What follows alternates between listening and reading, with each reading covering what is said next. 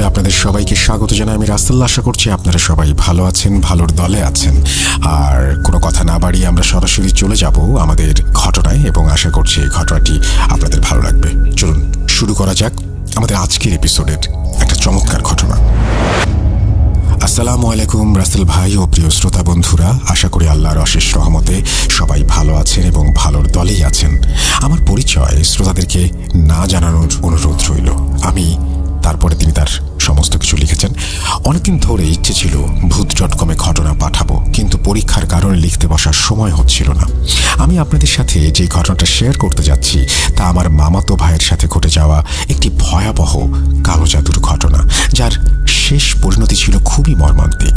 এর আগেও আমি একটি ঘটনা লিখে পাঠিয়েছিলাম, হয়তো সিলেক্টেড হয়নি, তাই প্রচার করা হয়নি। লেখালেখির অভ্যাস না থাকায় লেখার মধ্যে অনিচ্ছাকৃত ভুল ত্রুটি থাকলে ক্ষমা সুন্দর দৃষ্টিতে দেখবেন। ঘটনা বলার আগে আমার মামাতো ভাইয়ের পরিচয় এবং ঘটনার স্থান সম্পর্কে কিছু বলার প্রয়োজন মনে করি। আমার মামার গ্রামের নাম খয়ের হুদা খান, জীবননগর, জেলা চুয়াডাঙ্গা। ঘটনাটি ঘটে 2007-08 দিকে। আমি তখন অনেক ছোট। ঘটনাটা আমার পুরো মনে না থাকার কারণে আমার আপুর কাছে ঘটনা সম্পর্কে জানতে চাইলে আপু আমাকে পুরো ঘটনাটি বলেন। এবার মূল ঘটনায় যাওয়া যাক। আপু আমাকে যেভাবে বলেছেন আমি সেইভাবে বলছি।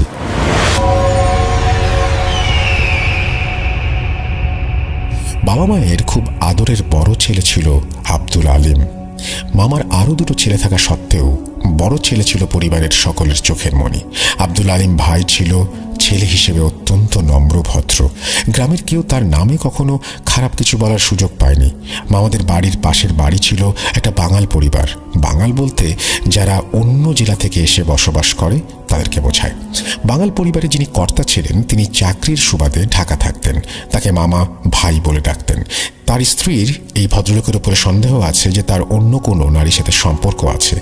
এই নিয়ে তাদের মধ্যে প্রায় কথা কাটাকাটি হতো।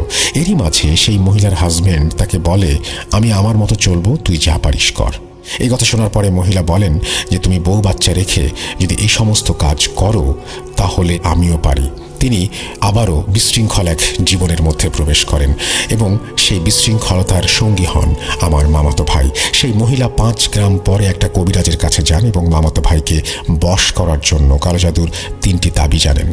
কবিরাজ বলেছিলেন যাকে বশ করা হবে তার বাড়িতেই এই 3টি তাবিজ পুঁতে দিতে। সুযোগ বুঝে মহিলাটি আব্দুল আলিম ভাইকে দিয়ে 3টি তাবিজ 3টি প্রবেশের পথে পুঁতে দেয়। তাবিজ পোতার সময় ভাইয়া তাকে তাবিজ পোতার কারণ জানতে চাইলে সে আব্দুল আলিম ভাইকে বলে, তোমার চাচা বাইরে থাকেন আর বাড়িতে চোর ডাকাত আসতে পারে, তাই যাতে বাড়িতে চোর ডাকাত ঢুকতে না পারে তার জন্য তাবিজ পুঁতে রাখছি। ভাই তো এতটাই সরল মনের মানুষ ছিল যে এই কথা বুঝতেও পারেননি এবং তিনি তাবিজ পুঁতে দেন। এরপর থেকে শুরু হয় আব্দুল আলিম ভাইয়ের সাথে খারাপ ঘটনার। তিনি যখনই সেই মহিলার বাড়িতে যেতেন তখনই তার আচার আচরণ কেমন বদলে যেত এবং সেই বাড়ি থেকে সে আসতে চাইতো না। ভাইয়া নিজের বাড়িতে থাকতে পারতো না। সে শুধু বলতো, আমি শাহিনের মায়ের কাছে যাব। বলে রাখা ভালো যে এই মহিলার কথা বলছি তার নাম শাহিন। তো ভাইয়া শুধু শাহিনের মায়ের বাসাতেই দেখা করতে যেতে চাইতো। ভাইয়া খাওয়া দাওয়া ছেড়ে দিয়েছিল। আস্তে আস্তে শরীর খারাপ হতে থাকে এবং শাহিনের বাসায় গেলে তখন সে বেশ ভালো থাকে। তাকে এক ধরনের পান খাওয়ানো হতো এবং শাহিনের মা তাকে অলমোস্ট রেগুলারলি পানের সাথে কালো জাদু করে এক ধরনের গাছ খাওয়াতো এবং পান খাওয়ার পরে তার আর কোনো কিছু মনে থাকতো না। ওই বাসায় কি ঘটেছে না ঘটেছে কিছু মনে থাকতো না। তাবিজের মাধ্যমে কবিরাজ জিন চালান করে তাকে বশ করতে চায়, যার কারণে ভাইয়া প্রায়ই বলতো শাহিনের মা উড়ে যাচ্ছে, তার শরীরে জ্বালাপোড়া করত, বাড়িতে মন টিকত না। আমার মামা মামি অন্য মামারা ভাইয়ার মধ্যে এই অস্বাভাবিক ব্যাপারটা লক্ষ্য করে। তারপর তাকে জিজ্ঞেস করলে সে বলে শাহিনের মা তাকে দিয়ে 3টি তাবিজ পুঁতিয়ে নিয়েছে। এটা বলে ভাইয়া এক দৌড়ে শাহিনদের বাড়িতে যায় এবং 3টি তাবিজ তুলে ফেলে। তাদের বাড়ি রাস্তার পাশে হওয়ায় সেই তাবিজ 3টি রাস্তার পাশের জমিতে ছুঁড়ে মারে। এরপর থেকে শাহিনের মায়ের নাম না করলেও তার সাথে অদ্ভুত ঘটনা ঘটে। সে দেখতে পেত কালো একটা ছায়া। সে ভালো করে খেতে পারত না, ঘুমাতে পারত না, সারাক্ষণ সেই ছায়াটিকে দেখতে পেত। কিছুদিন পরে যে জমিতে তাবিজ ছুঁড়ে মেরেছিল সেই জমিতে ধান কাটতে যেয়ে একটা লোক সেই তাবিজ 3টি খুঁজে পায়। তাবিজ 3টি ছিল 3টি গুলের কৌটায়। কৌতূহলী হয়ে 2টি কৌটা খুলে তারা দেখে তাবিজের মধ্যে আছে নখ, চুল, ব্যবহৃত কাপড় ইত্যাদি। এইসব দেখে একজন বলে, এগুলো কালো জাদুর তাবিজ, এগুলো হাতে নিতে নেই। এই কথা শোনার পরে লোকটা কৌটা নিয়ে টয়লেটের মধ্যে ফেলে দেয়। দুটি তাবিজ নষ্ট হয়ে যাওয়াতে ভাইয়ার সমস্যা অনেকটাই কমে যায়, কিন্তু বাকি একটা তাবিজের প্রভাব তার উপরে থেকেই যায়। একটা তাবিজের প্রভাবে ভাইয়ার আচরণ হয়ে যায় মেয়েদের মতো। এরপর থেকে ভাইয়া মেয়েদের মতো সাজতো, মেয়েদের মতো হিল সালোয়ার কামিজ পরতো, ঘুরে বেড়াতো। আস্তে আস্তে ভাইয়া পাগলের মতো আচরণ করতে শুরু করে। এসব আমিও দেখেছি। ভাইয়ার এই আচরণ দেখে মামা মামি অনেক বড় আলেমের কাছে তাকে নিয়ে যায়। ভাইয়াকে দেখে আলেম বলেন, দুটি তাবিজ নষ্ট হওয়াতে ভাইয়ার সমস্যা অনেক কমে গেছে, কিন্তু একটি তাবিজ এখনো বিদ্যমান। মামা কবিরাজের কাছে কালো জাদু কে করেছে জানতে চাইলে কবিরাজ বলেন, আপনার পাশের বাড়ির মহিলা। এরপর শাহিনের মাকে গ্রামের লোকজন চাপ দিলে সেই বিষয়টি স্বীকার করে। এরপর সেই মহিলার মাথায় ঘোল ঢেলে তাকে গ্রাম থেকে বের করে দেয় গ্রামবাসী। এরপর থেকে ভাইয়া পাগল হয়ে যেতে থাকে। অনেকবার আত্মহত্যা করার চেষ্টা করেছে, কিন্তু মামা মামিও বাড়ির লোকজনরা ব্যর্থ হয়েছে। এর 2 বছর পরের ঘটনা। একদিন মামা মামি সহ সন্ধ্যায় পাশের গ্রামে ওয়াজ মাহফিল শুনতে যাই ভাইয়াকে সাথে নিয়ে। সবাই ওয়াজ মাহফিলে বসে ওয়াজ শুনছি। ভাইয়া কখন যে উঠে গেছে মামা মামি তা খেয়াল করেনি। ভাইয়াকে খুঁজতে থাকেন সবাই। খুঁজতে খুঁজতে পাশের আম বাগানে গিয়ে সবাই যেটা দেখে তা দেখে সবার মাথায় আকাশ ভেঙে পড়ে। তারা দেখে একটি গাছের উঁচু ডালে ভাইয়ার নিথর দেহটি ঝুলছে। আদরের, বড় আদরের ছেলের মৃত্যুতে মামি মানসিক ভারসাম্যতা হারিয়ে ফেলে। এর 5 বছর পরে মামি মাটি বোঝাই ট্রলির চাকার নিচে মাথা দিয়ে আত্মহত্যা করে। তো এই ছিল আমার মামাতো ভাইয়ের সাথে ঘটে যাওয়া ঘটনা। যদি পড়ে শোনানোর মতো হয় অবশ্যই পড়ে শোনাবেন, এই বলে তিনি তার ঘটনা শেষ করেছেন। আশা করছি এই ঘটনা আপনাদেরও ভালো লেগেছে। চলুন পরবর্তী ঘটনায় যাওয়া যাক।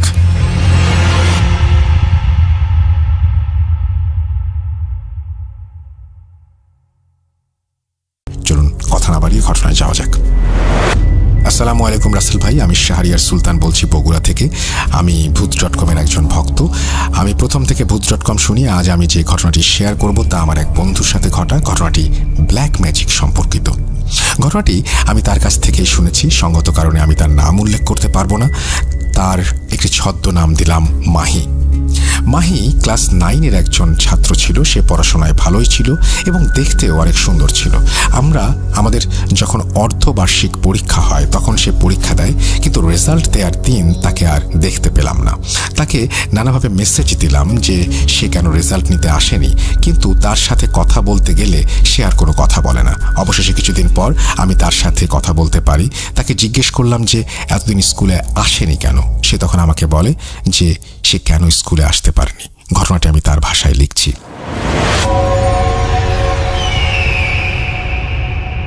আমাদের যখন অর্ধবার্ষিক পরীক্ষা শেষ হয় তখন আমি কিছুদিনের জন্য গ্রামের বাসায় যাই।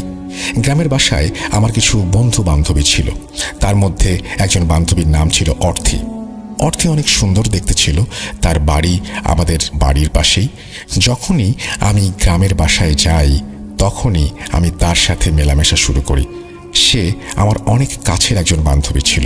সে আমার অনেক যত্ন করত, কিন্তু এইবার গ্রামের বাসায় যাওয়ার পরে সে আমার একটু বেশিই যত্ন করছিল। আমি তাকে জিজ্ঞেস করলাম, সে আমাকে বলে তেমন কিছু না। আমিও ভাবিনি এই বিষয়ে। তার কিছুদিন পর আমার সাথে কোনো মেয়ে দেখলে সে রেগে যেত। তারপর আমি তাকে আবার জিজ্ঞেস করলাম যে কি হয়েছে। তাকে অনেক জোরাজুরির পর সে আমাকে বলল সে আমাকে পছন্দ করে। আমি তাকে কিছু বললাম না, এটাই স্বাভাবিক বিষয়। তাই আমি আমার ছুটি কাটানোর দিকে মন দিলাম। তবে এই যত্ন আত্মে আরও বেড়ে গেল। আমি আর সহ্য করতে পারলাম না এই বিষয়। আমি তাকে বললাম যে এই সব কাজ যেন না করে। সে আমাকে বলল যে সে নাকি আমাকে খুব পছন্দ করে। আমি বললাম যে এখনও আমার এরকম কোনো চিন্তা ভাবনা করার বয়স হয়নি। সে আমাকে নানাভাবে জ্বালাতন শুরু করে। আমি তাকে একদিন ডেকে বললাম যে এই সব কাজ যদি আবার করে তাহলে বন্ধুত্ব যে সম্পর্ক আছে তা ছিন্ন করব। তারপর থেকে আমি তাকে আর পাত্তা কম দেওয়া শুরু করলাম। কিছুদিন পর আমার জন্মদিন। সেই দিন আমাকে অনেক উপহার দেয়, তবে সে আমাকে একটা সাইকেল আর একটা চকলেট দেয়। আমি তার কাছ থেকে সেটা নিই আর সে আমাকে বলে যে সে আর ওই সব কাজ করবে না। আমিও তাকে আরেকটা সুযোগ দিই। ঘটনাটি এখান থেকে শুরু। আমার জন্মদিনের কিছুদিন পর থেকে আমার সাথে ঘটতে থাকে নানা ঘটনা। আমি যখন একা থাকি তখন মনে হয় কেউ আমাকে দেখছে, আবার কোথাও একা গেলে মনে হয় কেউ আমাকে ফলো করছে। আমি প্রথমে ভেবেছি যে এটা আমার মনের ভুল, কিন্তু সেটি ছিল আমার সবচেয়ে বড় ভুল। কিছুদিন এই ঘটনা চলতে থাকে। এরপর আমি বগুড়ায় ফেরত আসি। তারপর আমার সাথে কিছু জিনিস আবার নতুন করে ঘটতে থাকে। যেমন রাতে ঘুমাতে গেলে আমি দেখি আমার বিছানার মধ্যে কেউ শুয়ে আছে, লাইট জ্বালালে দেখি সেখানে কেউ নেই। আবার ঘুমালে মনে হয় আমার পাশে কেউ শুয়ে আছে। মাঝে মাঝে আমার কানের কাছে এসে কেউ কিছু বলে এবং আমি শুনি যে সেটা আরবি অথবা ফার্সি ভাষা। এইসব ঘটনা ঘটার কারণে আমি ঠিকমতো ঘুমাতে পারতাম না, তাই আমার শরীর খারাপ হতে শুরু করে। আর আমি একা থাকতে ভয় করতাম। আমার শরীরের এই অবস্থা দেখে আমার আম্মু বলে যে আমার কিছু হয়েছে কিনা। আমি আম্মুকে সবকিছু খুলে বলি। আম্মু বলে যে আব্বু আসলে তাকে সবকিছু বলবে। আসলে আমার আব্বু একজন সিভিল ইঞ্জিনিয়ার। আব্বু রাতে আসলে আম্মু তাকে সব কথা খুলে বলে। আব্বু আম্মুকে বলে যে আমাকে কোনো ভালো ডক্টর দেখাতে। পরের দিন আমাকে ডাক্তারের কাছে নিয়ে যাওয়া হয়। ডাক্তার চেক করে বলে ঘুমের কারণে নাকি আমার এই সমস্যা হচ্ছে। কিছু মেডিসিন দেয়। আমি বাসায় ফিরে আসি, কিন্তু মেডিসিন নেয়ার পর আমার শরীর ভালো হয় না। আগে শুধু কাউকে অনুভব করতাম, তবে কিছুদিন পর আমি তাকে দেখতে শুরু করি স্বপ্নের মধ্যে। সে আমাকে আরবি ভাষায় কিছু বলতে চায়। আমি আরবি ভাষা জানতাম না, তাই আমি পরের দিন আমাদের মসজিদের হুজুরের সাথে দেখা করি এবং তাকে এই কথাগুলো বলি। সে আমাকে বলে এটি আরবি ও ফার্সি ভাষার মিশ্রণ, এর অর্থ তুমি আর বেশি দিন বাঁচতে পারবে না। আমি তাকে বললাম আমার স্বপ্নের মধ্যে একজন অবয়ব এই কথাটা বলে যায়। হুজুর আমার এই কথাগুলো শুনে বলে তুমি একটু কষ্ট করে ঈশার নামাজের পর আসো। তুমি একা এসো না, তোমার সাথে কাউকে নিয়ে এসো আর তোমার পরিবারকে বলে আসবে। আমি সেই দিন রাতে আমার এক বড় ভাইকে নিয়ে হুজুরের কাছে যাই। হুজুর আমাকে একটা বৃত্তের মধ্যে বসিয়ে কিছু আয়াত পাঠ করে। তারপর আমার আর কিছু মনে নেই।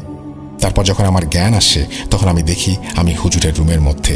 আমি হুজুরকে ডাক দিলে বড় ভাই ও হুজুর আসে। হুজুরকে দেখে মনে হচ্ছিল যেন তাকে কেউ অনেক মারধর করেছে। বড় ভাই আমাকে বাসায় নিয়ে চলে আসার সময় হুজুর বলে যে তোমার ওপর একজন জিন চালান করা হয়েছে, সে অনেক শক্তিশালী, আমি তার সাথে লড়াই করে পারবো না, তুমি ভালো কোনো হুজুরের কাছে যাও। আমি বাসায় আসার সময় বড় ভাইকে জিজ্ঞেস করলাম যে হুজুরের এই অবস্থা হলো কিভাবে। সে আমাকে বলল যে আমি নাকি হুজুরকে এইসব করেছি। আমি বাসায় এসে আম্মু আব্বুকে পুরো ঘটনা বললাম। আম্মু আব্বু তো কান্নাকাটি শুরু করে দিল। আমি তাদের একমাত্র ছেলে। তারপর থেকে শুরু হলো আমার সাথে জিনের মৃত্যুর খেলা। তাকে আগে আমি স্বপ্নে দেখতাম, কিন্তু এখন তাকে আমি রাতে আমার রুমের মধ্যে দেখতে শুরু করি। সে আমার সামনে আসে, আরবি ভাষায় কিছু কথা বলে, আমার গলা চেপে ধরে, কিন্তু আমি নড়াচড়া করতে পারি না, কোনো কথা বলতে পারতাম না। তবে আমি যখন আয়াতুল কুরসি পড়তাম তখন সে আমাকে ছেড়ে দিয়ে বাতাসে মিলিয়ে যেত। পরে আমি আম্মুদের রুমে গিয়ে ঘুমাতাম। সকালে আম্মুদের সব খুলে বলি, তখন আমাকে রাজশাহীর একজন বড় হুজুরের কাছে নিয়ে যাওয়া হয়। তারপর সে আমাকে বলে আমার উপরে ব্ল্যাক ম্যাজিক করা হয়েছে। এরপর আমাকে একটা তাবিজ দিয়ে বলে 3 দিন পরে আসতে। এই 3 দিন আমার সাথে কিছু ঘটেনি। 3 দিন পর যখন আবার হুজুরের কাছে যাই তখন তিনি বলেন যে এই ব্ল্যাক ম্যাজিক আমার কাছের একজন মানুষ করেছে। তিনি আমাকে তার নাম বলেননি, কিন্তু আমার বাবা মাকে বলেন। আর তার পরের দিন হুজুর আমার বাবার সাথে গ্রামের বাড়ি যায় এবং সাইকেলটা নিয়ে আসে। হুজুর সাইকেলের হ্যান্ডেলের ভেতর থেকে সাদা কাপড়ে মোড়া কিছু জিনিস বের করে। কাপড়ের মধ্যে কিছু চুল, হাত পায়ের নখ, কাপড়ের টুকরা, আরও কিছু ছিল। হুজুর কাপড়ে মোড়া জিনিসগুলো আগুনে পুড়িয়ে দেয় এবং কিছু আমল ও পানি পড়া দেয়। পানি পড়া খাওয়ার পর আমি অজ্ঞান হয়ে যাই। আমার জ্ঞান ফেরে 2 দিন পর। আম্মুর থেকে শুনি যে এই কয়দিনে আমি কি পাগলামি করেছি। পরে হুজুর কল দিয়ে বলেছে যে সব ঠিক হয়ে গিয়েছে, আর হুজুর বলেছে যে 1 মাস যেন আমি বাসা থেকে বের না হই। পরে আমি আব্বুকে জিজ্ঞেস করলে আব্বু বলে যে অর্থী নাকি এই সব কিছু করেছে তার এক বন্ধুর আত্মীয়ের মাধ্যমে। সে ছিল এক তান্ত্রিক, সে টাকার বিনিময়ে নাকি মানুষের উপরে ব্ল্যাক ম্যাজিক করে, ইত্যাদি ইত্যাদি। পরে 1 মাস পর যখন আমি আবার গ্রামের বাড়িতে যাই, অর্থী আমার কাছে এসে ক্ষমা চায়। আমি তাকে শুধু বলি যে কেন সে আমার সাথে এরকম করলো। পরে তার সাথে আমি আর সম্পর্ক রাখিনি, সব সম্পর্ক ছিন্ন করি। আমি তাকে কোনোদিন ক্ষমা করতে পারবো না।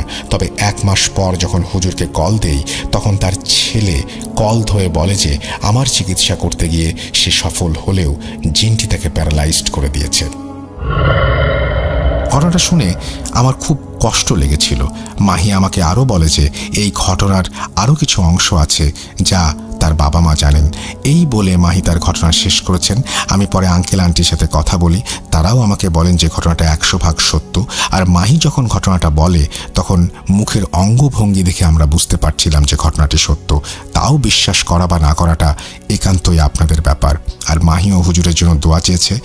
একটা ব্ল্যাক ম্যাজিক কিভাবে মানুষের ক্ষতি করতে পারে দেখুন, যেমন হুজুরের প্যারালাইজড হয়ে যাওয়া, মাহি ও অর্থের বন্ধুত্বের সম্পর্কের ইতি, অর্থের পাপের বোঝা বৃদ্ধি ইত্যাদি। আর এই সব কাজ কখনোই মানুষকে সুখ দিতে পারে না। তাই আমাদের এই সব কাজ থেকে দূরে থাকতে হবে, সৃষ্টিকর্তাকে ভয় করতে হবে, কারণ সৃষ্টিকর্তা এই সব ক্ষমা করে না, সেটা আমরা কোরআন মজিদে দেখতে পাই। আজ এই পর্যন্তই। লেখার কোনো ভুল ত্রুটি হলে ক্ষমা সুন্দর দৃষ্টিতে দেখবেন, কারণ ভূত.com-এ এইটি আমার পাঠানো প্রথম ঘটনা।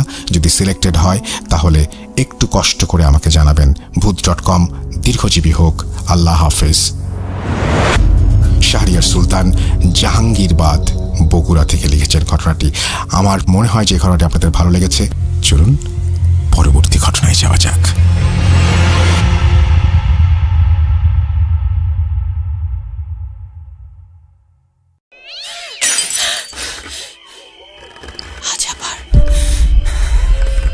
শুনতে পাচ্ছেন শব্দটা?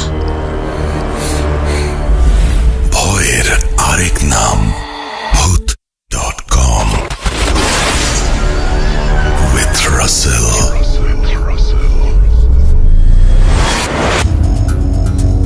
যেভাবে লেখা আছে আমি সেভাবেই শুরু করছি। আসসালামু আলাইকুম রাসেল ভাই ও প্রিয় লিসেনার্স। আজকে কিভাবে শুরু করব বুঝতে পারছি না। শুরু থেকে শুরু করব নাকি শেষ থেকে শুরু করব, বেশ সংশয়ে আছি। ঈদুল আজহা স্পেশাল এপিসোড 1-এ শুরু থেকেই শুরু করেছিলাম, তাই আজ ভাবছি শেষ থেকেই না হয় শুরুটা করি। আজ ঘটনার শুরুতে আমি বেশি কিছু বলবো না, সরাসরি চলে যাব শেষ থেকে শুরু, অর্থাৎ শুরু থেকে শেষের দ্বিতীয় পর্বে। দয়া করে সম্পূর্ণ ঘটনাটি শোনার আমন্ত্রণ রইল। চলুন শুরু করি শেষ থেকেই।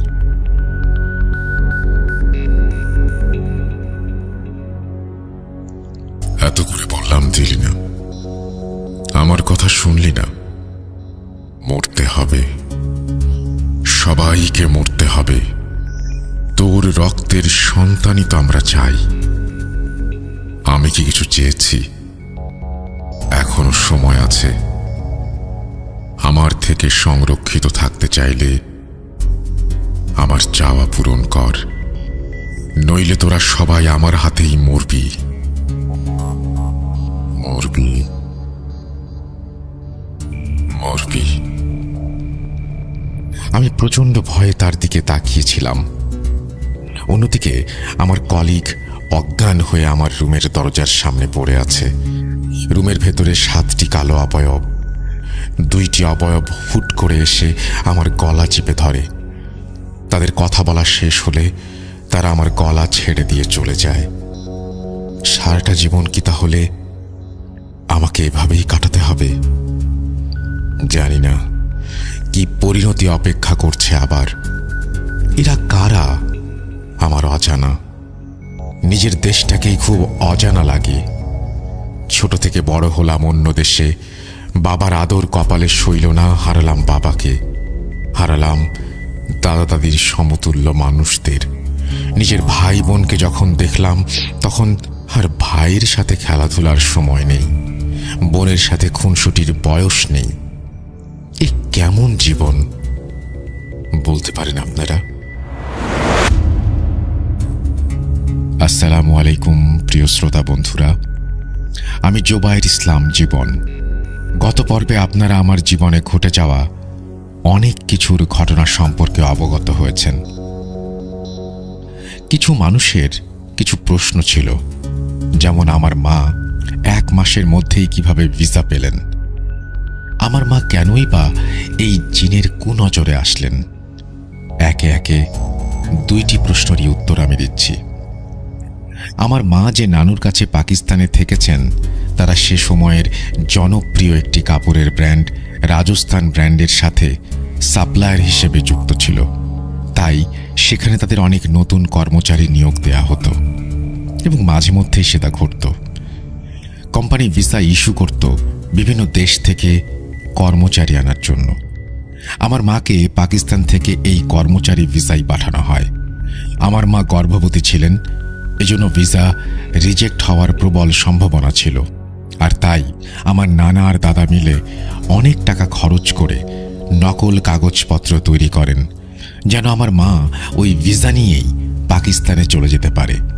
এই ছিল প্রথম প্রশ্নের উত্তর। আর হ্যাঁ, আমার মা 1 মাসের মধ্যেই ভিসা পেয়েছিলেন, যা ছিল কোম্পানির ভিসা। আশা করি আপনারা প্রথম প্রশ্নের উত্তর পেয়েছেন। দ্বিতীয় প্রশ্নের উত্তর আসলে আমারও সঠিক জানা নেই। আপনারা বলতে পারেন, জিন কোথায়, কাকে কখন আয়ত্তে নেয়, কেন তারা মানুষের শরীরের ওপরে ভর করে? উত্তর আছে আপনাদের কাছে, থাকলে দয়া করে জানাবেন। আমার মায়ের উপর ভর করার একটি কারণ অবশ্য আমি ধারণা করেছি, আর সেটি হচ্ছে এই ইফরিত জিন সেই সব মেয়েদের ভর করে যারা সবেমাত্র কৈশোর থেকে যৌবনে পদার্পণ করেছে এবং তারা কোনো ক্ষমতা বিস্তার করতে পারে না।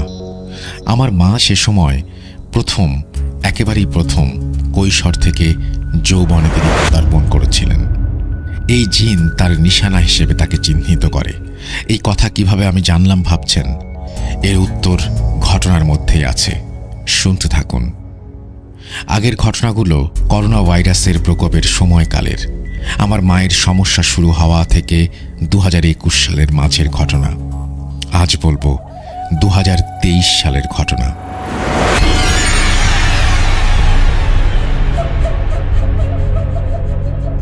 বাবা মারা যাবার পর আমি মানসিক দিক থেকে মারাত্মকভাবে ভেঙে পড়ি। ঘরে একেবারেই মন টিকত না। আমার মনে হতো এটা যেন আমার নিজের দেশ নয়। করোনার জন্য পাকিস্তানেও ফেরত যেতে পারিনি। সারাক্ষণ বিষণ্ণতায় ভুগতাম। এভাবেই দিন চলছিল। মায়ের কথায় সিদ্ধান্ত নেই ছোটখাটো কোনো চাকরিতে ঢুকব। সময় যেমন কাটবে তেমন বিষণ্ণতা থেকেও কিছুটা হলেও রেহাই পাব। 2021 সালের পর আমি বাংলা ভাষা শিখতে শুরু করি, কিন্তু বাংলা বর্ণমালা আমার জন্য শেখা খুব কঠিন হয়ে যায়। তাই আমি কোনো রকমে বাংলা বলতে ও বুঝতে শিখি। গত পর্বেই বলেছিলাম আমরা সবাই চট্টগ্রাম চলে এসেছিলাম বাবার মৃত্যুর পর। চট্টগ্রামে চকবাজার অলিখা মসজিদের আশেপাশে বাসা নেই আমরা।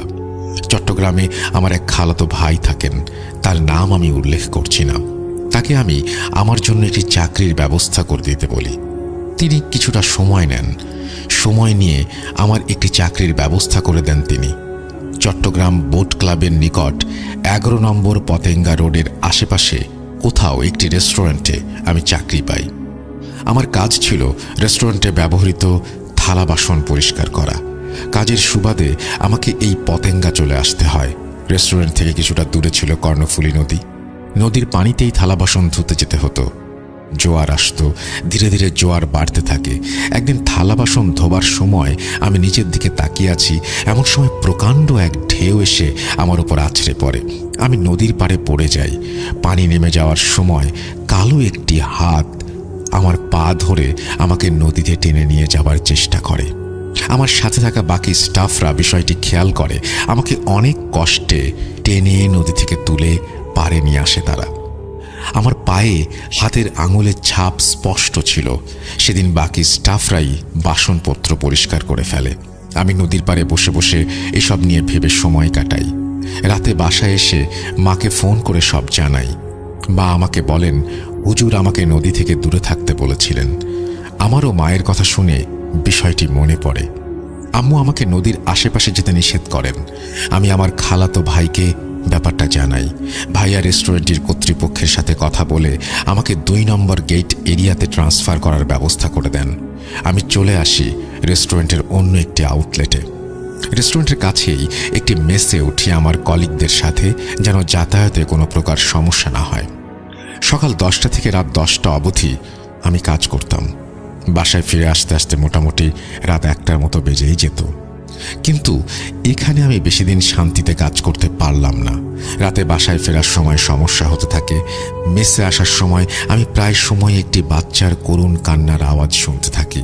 শুধু আমি নই, আমার সাথে যারা কাজ করেন তারাও শুনতে পেতেন এই আওয়াজ। শুরুতে তেমন পাত্তা দেননি, কিন্তু পরে বুঝতে পারলাম সমস্যাটা আমার। ইচ্ছে করেই আমি মাঝের 2 দিন তাদের সাথে বাসায় না এসে একা চলে আসি। আমি সেদিনও কান্নার আওয়াজ শুনেছি, কিন্তু তারা এই 2 দিন কোনো কান্নার আওয়াজ শুনেনি। আমি বুঝতে পারি সমস্যাটা হয়তো আমারই ছিল। কি করব বুঝতে পারছিলাম না। প্রচণ্ড ভয় লাগতো আমার। একসময় বাসা চেঞ্জ করার সিদ্ধান্ত নেই, বাসা খুঁজতে থাকি। মন মতো একটি বাসা পেয়েও যাই। বাসার পাশেই ছিল ছোট একটি মসজিদ। বাসা চেঞ্জ করার সাথে সাথে সমস্যাটাও কমে যেতে থাকে। ওই রাস্তা দিয়ে যাতায়াত বন্ধ হয়ে যায়। আমার কলিগদের কাছ থেকে শুনি ওই রাস্তা দিয়ে যাবার সময় আর নাকি কান্নার আওয়াজ আসে না। আমি মনে মনে সমস্যার সমাধান হয়েছে ভেবে স্বস্তি পাই। আমি নতুন বাসার নিচতলায় থাকতাম, কারণ আমি খেয়াল করেছি আমি যখনই কোনো বাসা নিয়ে ওপরের তলায় থাকতাম তখনই কোনো না কোনো সমস্যা লেগেই থাকতো। তাই আমি এবারে নিচের তলাতেই বাসা নেই। এই বাসাতেও বেশি দিন থাকতে পারলাম না। আসলে কপাল যখন খারাপ থাকে তখন অনাকাঙ্ক্ষিত অনেক কিছুই বিনা নিমন্ত্রণেই সামনে চলে আসে। বাসার পাশের ছোট মসজিদ কমিটি থেকে এই বাসার নিচতলায় মসজিদের গুদাম ঘর বানানোর সিদ্ধান্ত নেওয়া হয়। তাই বাড়িওয়ালা বাসা ছাড়ার নোটিশ দেন। আবার শুরু হয় বাসা খোঁজা। খুঁজে খুঁজে এবারেও একটি বাসা পেয়ে যাই। পুনরায় বাসার নিচতলা ভাড়া নিয়ে থাকতে শুরু করি। এবার বাসার সমস্যার সমাধান হলেও সমস্যা শুরু হয় আমার চাকরিতে। আমার অফিসের এক কলিগ ছিলেন যিনি বেশ কিছু দিনের জন্য ছুটিতে আমাকে কিছু বিলের কাগজ দেন। কাগজ সব বাংলায় লেখা জন্য আমি কিছুই বুঝতে পারি না। মেসেজ সিন করে রেখে দেই। পরের দিন বস আমাকে এই বিষয় নিয়ে অনেক বকাঝকা করেন আর বলেন এরপর এমন কিছু হলে আমাকে সরাসরি বের করে দেবেন। আমি মুখ বুজে সব সহ্য করি, কেননা এখানে বসের কোনো দোষ নেই, দোষটা তো আমার। পরের দিন আবার বস আমাকে বিলের কাগজ পাঠান। আমি আবার সিন করে রেখে দেই, কেননা আমি নিরুপায়। বাসায় এমন কেউ নেই যার থেকে সাহায্য নিতে পারি। পরের দিন রেস্টুরেন্টে গেলে বস আমাকে আবার ধরেন। আজ রাগারাগি করেন না, তিনি আমাকে বিলের কাগজ দিয়ে হিসাব করতে বলেন। এবার আমার বাঁচার কোনো পথ থাকে না। বস বুঝে ফেলেন আমি বাংলা পড়তে ও লিখতে পারি না। তিনি আমাকে এর কারণ জিজ্ঞাসা করেন। আমি কোন ক্লাস পর্যন্ত পড়েছি তাও জিজ্ঞাসা করেন। আমি ওনাকে সব খুলে বলি। একটু আগে বলেছিলাম আমি বাসার ওপরের তলায় থাকলে সমস্যা হয়, নিশ্চয়ই মনে আছে আপনাদের। মাঝে মাঝে বাড়তি কিছু কাজের জন্য আমাকে রেস্টুরেন্টের স্টোর রুমে অনেক রাত অবধি কাজ করতে হতো। তখন অনেকেই কমপ্লেইন করত তারা ওপরের তলায় কালো কোনো অবয়বের হাঁটাহাঁটি স্পষ্টভাবে দেখেছে। স্টোর রুম থেকে জিনিসপত্র গায়েব হয়ে যাওয়া এসব দেখেছে। আমি আসার পর থেকেই এসব শুরু হয়েছিল। বস আমার ব্যাপারে জেনে বুঝতে পারেন আমার জন্য এসব সমস্যা হচ্ছে। তিনি আমাকে জব থেকে বের করে দেন আর আমার খালাতো ভাইকে তলব করেন।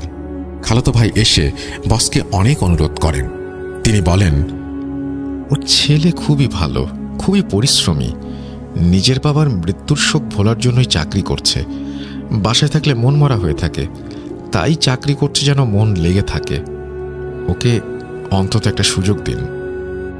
আমার খালাতো ভাইয়ের কথা শুনে বস রাজি হয় না, আমাকে চাকরি থেকে অব্যাহতি দেন। খালাতো ভাই আম্মুকে ফোন করে সব জানান। আম্মু বলেন সমস্যা আমার ছেলের, আমি চাই না এই সমস্যার ভাগিদার কেউ হোক। আমার ছেলেকে আমি তো আর ফেলে দিতে পারি না, ও আমার কাছেই থাকুক, অন্য কারো বোঝা হয়ে ওকে থাকতে হবে না। আম্মু আমাকে নিজের কাছে ডেকে নেন। এভাবেই পার হয়ে যায় দীর্ঘ 1 বছর। যেখান থেকে শুরু করেছিলাম আবার সেখানেই পৌঁছে যাই আমি। আবার বেকার ঘরে শুয়ে বসে দিন কাটতে থাকে। বাবার কথা মনে পড়ে সারাদিন, কাজ নেই তাই এসব নিয়েই ভাবতে হয় সারাদিন। আমি বাসা থেকে দূরে থাকতে চাইতাম শুধুমাত্র আমার মন ভালো রাখার জন্য।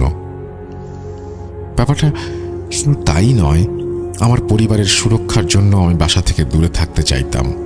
সমস্যাগুলো তো আমাকে ঘিরেই, তাই আমি চাইতাম আমার জন্য কাউকে যেন এসব নিয়ে ভুগতে না হয়। কিন্তু তা আর হলো না। শান্তিতে যে বাসায় থাকবো সেটাও হলো না। মাঝে মাঝে মনে হয় আমি কি অনেক বেশি অপয়া যদি নাই হব, তাহলে আমার জন্য আমার আশেপাশের মানুষের তো সমস্যা হয় কেন? এই কথা বলার কারণ আপনারা হয়তো বুঝতে পারছেন। আর একটু পরিষ্কার হবেন এখন। আমি বাসায় আসার পর শুরু হলো আজব এক সমস্যা। বাসায় আসার কিছুদিন পর থেকেই ওয়াশরুমে গোসল করতে যেয়ে বাধে বিপত্তি। আমি যখনই গোসল করতে যেতাম শাওয়ার থেকে পানি পড়ার সাথে সাথে আসতো লাল রং। শুরুতে ভেবেছিলাম হয়তো শাওয়ারের পাইপের ভেতরে মরিচা পড়েছে, জন্য পানির রং কিছুটা লাল হয়ে গেছে। কিন্তু না, ধীরে ধীরে এই ধারণাও পাল্টে গেল। প্রতিনিয়ত পানির লালচে ভাবটা বাড়তে শুরু করলো। আমি জানি না কিভাবে এক পর্যায়ে পানির বদলে বের হতে থাকে ফোঁটা ফোঁটা তাজা রক্ত। আমি ভয় পেয়ে যাই। এতদিন কারোর সাথে ব্যাপারটা শেয়ার করিনি, কিন্তু আজ ভয়ে আম্মুকে বলি। আম্মু ওয়াশরুমে এসে দেখেন স্বাভাবিকভাবেই শাওয়ার থেকে পানি ঝরছে, কিন্তু অবাক করা বিষয় হলো আমার গায়ে শাওয়ার থেকে ঝরে পড়া রক্তের দাগ একেবারে সুস্পষ্ট। এই দাগ না থাকলে কেউ হয়তো আমার কথা বিশ্বাসই করতো না। আরও অবাক করা ব্যাপার হচ্ছে, যখনই আমার গায়ে লেগে থাকা রক্তের ফোঁটায় আমার মা হাত দেন, তখনই তা পানিতে পরিবর্তিত হয়ে যায়। আমার ভাবি এই অবস্থা দেখে খুব ভয় পান। বাসায় পুরুষ মানুষ বলতে আমি একাই। আমার ভাইয়াকে চাকরির সুবাদে বাইরে থাকতে হয়। এমতো অবস্থায় আমার করণীয় কি আমি সত্যিই বুঝতে পারছিলাম না। নিজেকে অভিশপ্ত মনে হতে থাকে। আমি খোদ নিজে যেন আমার নিজের অভিশাপ নিয়ে এসেছি। সেই অভিশাপের থেকে আমার পরিবার কখনো মুক্তি পাবে কিনা আমার জানা নেই। ভাবি আমাকে বাসায় আর রাখতে চাইলেন না। আমি এতে বেশ কষ্ট পেলাম, কেননা নিজের পরিবারের মানুষ আমাকে ভয় পাচ্ছে, আমাকে এড়িয়ে চলার চেষ্টা করছে, আমাকে দূরে সরিয়ে দিতে যাচ্ছে। আমার কি দোষ বলতে পারেন? ছোট থেকে বড় হলাম সবার থেকে দূরে অন্য এক দেশে। দেশে ফিরে সবাইকে যে আপন করে নেব সেটাও কপালে সইল না। এমন জীবন কি কখনো কেউ চায়? চায় না। আমিও চাইনি, কিন্তু পেয়েছি। কেন পেলাম তা জানি না, কখনো হয়তো জানতেও পারবো না, আর জানতেও চাই না। এসব ঘটনার পর আমার ভাইয়াকে সব জানানো হয়। ভাইয়া আসেন ব্যাপারটা দেখার জন্য। তাই আরও কয়েকদিন আমাকে বাড়িতেই থাকতে হলো। আমাদের বাসায় 3 রুম ছিল। এক রুমে আমার আম্মু, অন্য রুমে ভাবি থাকতেন, আরেকটি রুমে থাকতাম আমি। রুম থেকে বের হওয়া প্রায় বন্ধ করে দেই। ভাইয়া আসেন, এসে বুঝতে চান এসব কি আদতেও সত্যি কিনা। আমাকে গোসল করতে পাঠানো হয়। রক্ত দেখে আমি ভাইয়াকে ডাকি। ভাইয়া ভেতরে এসে দেখেন আমার গায়ে ফোঁটা ফোঁটা রক্ত। সেই ফোঁটায় হাত দিতেই তা আবার পানিতে পরিণত হচ্ছে। ভাইয়া বুঝতে পারেন তিনি যা শুনেছেন সবই সত্যি। বাসার পরিবেশ কেমন যেন থমথমে হয়ে যায়। আমার জন্যই সেটা হয়। পরবর্তীতে এক হুজুরকে নিয়ে আসা হয়। তিনি বাসায় এসে বলেন এটা নাকি কোনো সমস্যাই না, কিন্তু কোনো লাভ হয় না। এদিকে ভাইয়ার ছুটিও প্রায় শেষের দিকে। মাত্র 5 দিনের ছুটি নিয়ে তিনি এসেছিলেন। এই হুজুরকে নিয়ে এসে সমস্যার সমাধান না হলে পরবর্তীতে বেশ কয়েকজন হুজুরকে আনা হয়, কিন্তু তারা কোনো সমস্যা খুঁজে পান না। আমি বুঝতে পেরে গেলাম এই সমস্যাগুলো আমার সাথেই এই বাসা থেকে চলে যাবে। এটাই সমাধান। আমি সিদ্ধান্ত নেই বাসা থেকে দূরে কোথাও চলে যাব। আবার চাকরি খুঁজতে থাকি ফেসবুকের গ্রুপের মাধ্যমে। কিছুদিন পর চাকরি পেয়েও যাই। নিজের বাসা এবং পরিবারকে ত্যাগ করে চলে যাই অন্যত্র। সেখানে গিয়েও আমি রেহাই পেলাম না। শাওয়ারে রক্ত আসার ব্যাপারটা প্রতিনিয়তই ঘটে চলেছে। এদিকে আম্মু বারবার বলছেন আমি বাসায় থেকে কেন চাকরি করছি না, দূরে থাকার কারণ কি? যত যাই হোক, উনি আমার মা। আমার জন্য ওনার জীবন চলে যাওয়ার সম্ভাবনা থাকলেও তিনি আমাকে ফেলে দেবেন না। কিন্তু সন্তান হিসেবে আমি তো আমার মাকে জেনে বুঝে বিপদের মুখে ঠেলে দিতে পারি না। আর তাই আমি আম্মুকে বলি যাতায়াতের সমস্যার জন্যই আমি দূরে থেকে চাকরি করছি। আম্মু মেনে নিয়েছিলেন। মনে মনে হয়তো আসল কারণটা জানতেন তিনি, কিন্তু কখনোই কিছু বলেননি। এই চাকরি থেকে কিছুদিন পরই আমার মন উঠে যেতে শুরু করলো। একে তো বাংলা পড়তে লিখতে পারি না, তার উপর এসব লেখাপড়ার কাজই দেয়া হচ্ছে আমাকে প্রতিনিয়ত। অন্য কারো সাহায্যে কয়দিন চলবো? প্রতিদিন একই বাহানা কি ডালা যায়? বাসাটাও ছিল চাকরির স্থান থেকে কিছুটা দূরে, তাই যাতায়াতেরও সমস্যা হতো। একটা মানুষের জীবনে এত কিছু একসাথে সামাল দেয়া আসলেই অসম্ভব। খুব অসহ্য লাগতে শুরু করে। জীবনের প্রতি আমার মায়া ধীরে ধীরে কমে আসতে শুরু করে। তবুও বেঁচে থাকতে হবে জন্য এসবের সাথে নিজেকে মানানোর চেষ্টা করি। ফল পাইনি তেমন। চাকরির স্থানে কথা বলে আগ্রাবাদে ট্রান্সফার করার কথা বলি। ভয়ে ভয়ে বসকে বলি। বস কিছুদিন অপেক্ষা করতে বলেন। অবশেষে অপেক্ষার অবসান ঘটে। ট্রান্সফার নিয়ে চলে যাই আগ্রাবাদে। আগ্রাবাদে যে রেস্টুরেন্টের আউটলেটে আমি কাজ করতাম, সেখান থেকেই আমার থাকার ব্যবস্থা করে দেওয়া হয়। মনে মনে খুশি হলাম, কেননা বাসা খোঁজার ঝামেলা নেই। কিন্তু একটা প্রবাদ বাক্য আছে, সেটা হচ্ছে অভাগা যেদিকে চায় সাগর শুকিয়ে যায়। আমার বেলাও তাই হলো। আমি যে বাসা পেয়েছিলাম, আমি সহ 2 জন, অর্থাৎ আমরা 3 জন থাকতাম। আমি রুমে ওঠার পর আমার বাকি 2 রুমমেট একটি আজব ব্যাপার লক্ষ্য করতে থাকে। আমরা ঘুমালেও বাইরে থেকে ল্যাম্পপোস্টের আলো এসে রুমের ভেতরে অন্ধকার কিছুটা কেটে যেত, কিন্তু আমি আসার পর আমি যেখানে থাকতাম সেখানে যেন অন্ধকার বাড়তে শুরু করে। রাতে যেন আমার রুমমেট পানি আনার জন্য বাতি জ্বালাতো, তখন আমার জায়গায় নাকি অস্বচ্ছ ধোয়ার মতো একটা কুণ্ডলি দেখতে পেত তারা। বাতি জ্বালানোর 3-4 সেকেন্ড পরে আস্তে আস্তে সেই কুণ্ডলি পাকানো ধোয়া সরে যেতে থাকে। এর আগে নাকি আমাকে দেখা যেত না। মোদ্দা কথা, বাতি জ্বালানোর 3-4 সেকেন্ড পর আমাকে দেখা যেত, এর আগে না। ব্যাপারটা নিয়ে তারা বেশ ভয় পেত, কিন্তু আমি তাদেরকে বুঝতে দিতাম না। বলতাম এটা তেমন কিছু না, উল্টাপাল্টা কিছু মাথায় আসতো, যা আসতো তাই বলে বোঝানোর চেষ্টা করতাম। আর এসব নিয়ে কারোর সাথে আলোচনা করতে বারণ করতাম। ওরা আমার কথা বিশ্বাস করতো কিনা আমি বুঝতাম না। ওদের দিকে তাকালে বোঝা যেত ওদের মনে অনেক প্রশ্ন আছে, যার উত্তর আমার পক্ষে দেয়া সম্ভব নয়। তারা আমাকে ভালো একজন হুজুর দেখাতে বলেন। আমি তাদের মনের শান্তির জন্য হুজুর নিয়ে আসি বাসায়। হুজুর এসে বলেন বাসায় কোনো সমস্যা নেই। আমি জানতাম হুজুর এমন কিছুই বলবেন, কেননা হুজুরই সমস্যা ধরতে পারছিলেন না। তাই এক প্রকার সাহস করে আমি হুজুরকে নিয়ে আসি। হুজুর চলে গেলে তাদেরকে বলি, কি বলেছিলাম না কোনো সমস্যা নেই, এখন বুঝতে পারলে? তবুও তোমাদের কথা মতো হুজুরকে বাড়ি বন্ধ করে দিতে বলেছি। বাড়ি বন্ধ করে দিয়ে গেছেন উনি।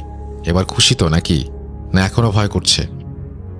আমার কথার উত্তরে তারা মলিন মুখেই বলে আর ভয় করছে না। এই যাত্রায় রক্ষা পেলাম কোনোভাবে, কিন্তু রেহাই পেয়েও যেন পেলাম না।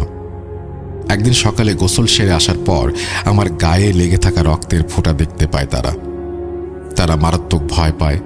চোখের সামনে আমিও রক্ত দেখতে পাচ্ছিলাম, কিন্তু গোসলের সময় শাওয়ার দিয়ে কোনো রক্ত আসেনি। তাহলে আমার গায়ে রক্ত কিভাবে এলো? কিন্তু এসব ভেবে এখন কোনো লাভ নেই, বড্ড দেরি হয়ে গেছে। সেদিনই নিজের সবকিছু গোছগাছ করে এই চাকরিটা ছেড়ে চলে আসি চকবাজারের বাসায় আম্মুর কাছে। আমার হঠাৎ এভাবে চলে আসায় আম্মু অবাক হন, কি হয়েছে জিজ্ঞাসা করেন, কিন্তু আমার কাছে দেবার মতো কোনো উত্তর ছিল না।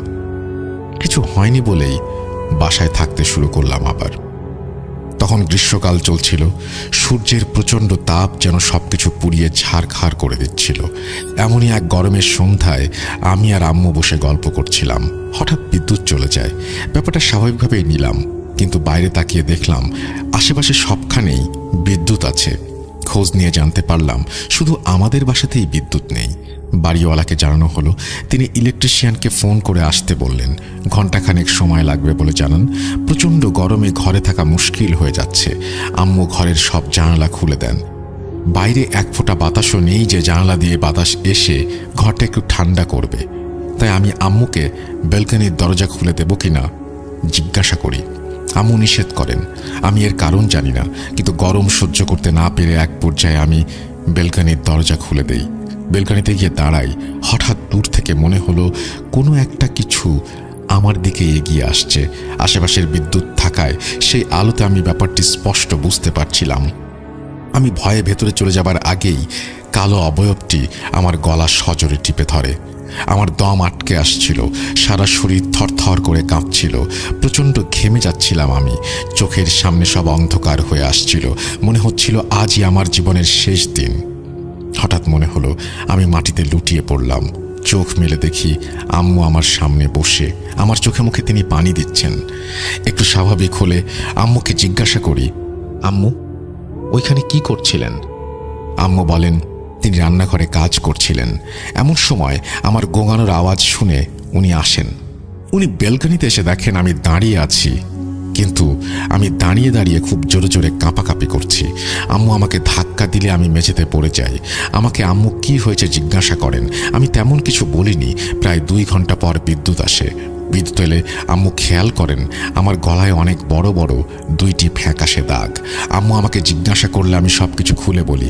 আমার গলায় প্রচণ্ড ব্যথা অনুভব হচ্ছে বলে জানাই। আম্মু আল্লাহ আল্লাহ করতে শুরু করেন আর 3 কুল অর্থাৎ সূরা ইখলাস, সূরা নাস, সূরা ফালাক পড়ে আমার গলায় ফু দেন।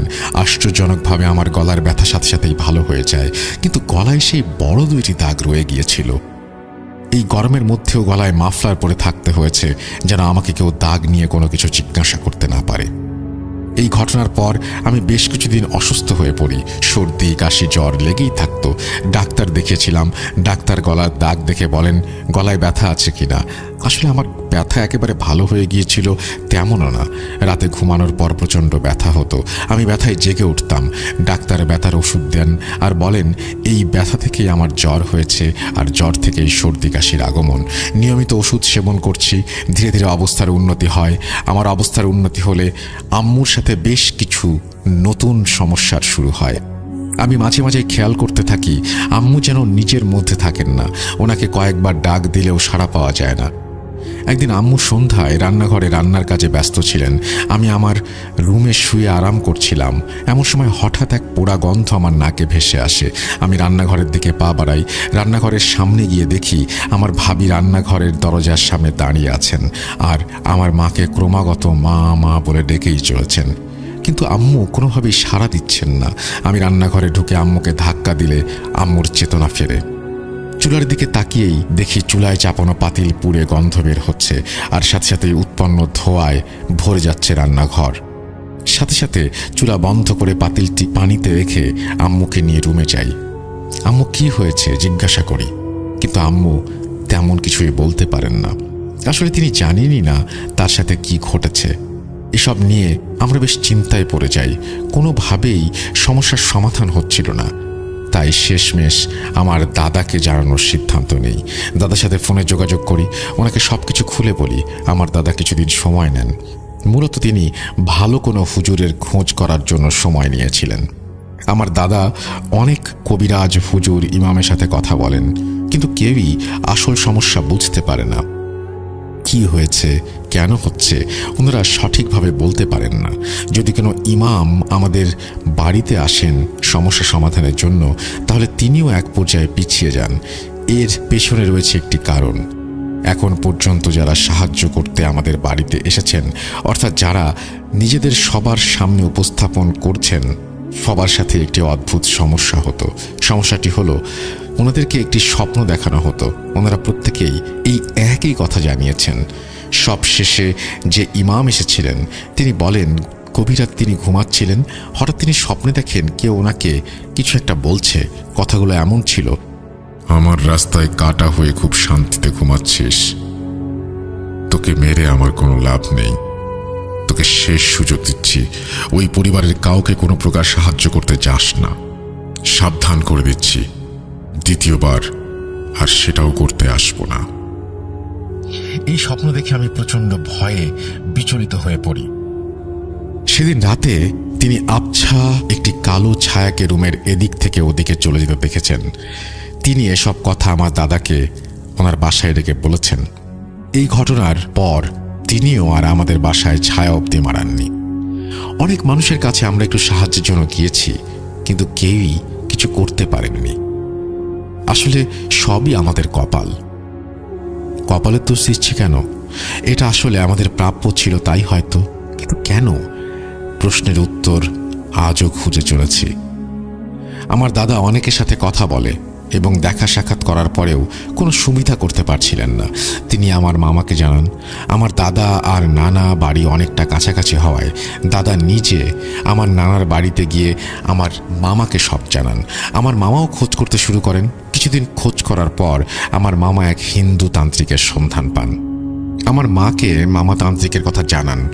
তান্ত্রিকের কথা শুনে আমার মা কিছুতেই রাজি হন না। তিনি হিন্দু তান্ত্রিকের ওপর ভরসা করতে নারাজ। ছোট্ট একটা কথা বলছি, আমার কথায় কেউ নারাজ হবেন না। আমরা সকলেই নিজ নিজ ধর্মে বিশ্বাসী, তাই ভিন্ন ধর্মের কারো কাছে কোনো কিছু সমস্যা নিয়ে প্রকৃতপক্ষে আমরা যেতে চাই না। আশা করছি আমাকে ভুল বুঝবেন না। ঘটনায় ফিরে আসি। আমার মায়ের সাথে সাথে আমার দাদাও এই ব্যাপারে আপত্তি জানান। কিন্তু আমার মামার জোড়াজুড়ির জন্য সেই তান্ত্রিকের সাথে পরবর্তীতে আমাদের কথা হয়। আম্মু একদিন সময় নিয়ে মামার কথাই মেনে নেন। আমার মামা তান্ত্রিকের সাথে কথা বলতে গেলে তান্ত্রিক সব শুনে বলে, এটা তেমন কোনো বড় সমস্যা না, এসব সমাধান আমার কাছে আছে। এর জন্য আমার কিছু জিনিস লাগবে। আপনার বোন আর ভাগনার ব্যবহৃত কাপড়, তার মাথার এক মুষ্টি চুল, হাতের নখ এনে দিতে হবে আমাকে। আমি কাজ করে দেব এসব হাতে পেলেই। দেরি করবেন না, যত দেরি করবেন সমস্যা ততই বাড়বে। আমার মামা বাসায় এসে আমার মাকে ফোন করে এসব কথা জানান। আমার মা এসব নিয়ে সন্দেহপ্রবণ হয়ে পড়েন। আমার দাদাও আমার মায়ের মতোই তান্ত্রিককে সন্দেহ করছিলেন। তান্ত্রিকের কাছে এসব না দেওয়ার জন্য আমার মামাকে অনেক বোঝানো হয়, কিন্তু আমার মামা কিছুতেই রাজি নন। তিনি তান্ত্রিকের চিকিৎসা নেবেনই, আর তাই তার একটি কথা, আমার বোন আর ভাগনার এই কষ্ট আমি আর দেখতে পাচ্ছি না। কিন্তু আমার দাদা এই বিষয়টি একেবারেই ছেড়ে দিতে পারছিলেন না। তিনি গ্রামের কিছু গণ্যমান্য ব্যক্তিবর্গকে নিয়ে সেই তান্ত্রিকের ডেরায় যান। সেখানে গিয়ে তিনি সেই তান্ত্রিককে ভয় দেখান। আমার দাদা তাকে আমাদের কাপড়, চুল, নখ দিয়ে কি করবেন জিজ্ঞাসা করলে তান্ত্রিক বলে, আমাকে মারবেন না, আমি বলছি, সব বলছি। আমি এসব দিয়ে কালো জাদু করতে চেয়েছিলাম। আমি চেয়েছিলাম শয়তানের সাথে সওদা করতে, আপনার পুত্রবধূ আর আপনার নাতির জীবন উৎসর্গ করতে। বিনিময়ে আমি ক্ষমতা লাভ করার ইচ্ছা প্রকাশ করি। আমাকে ক্ষমা করে দিন, আমি এখান থেকে চলে যাব, ফিরে আসবো না।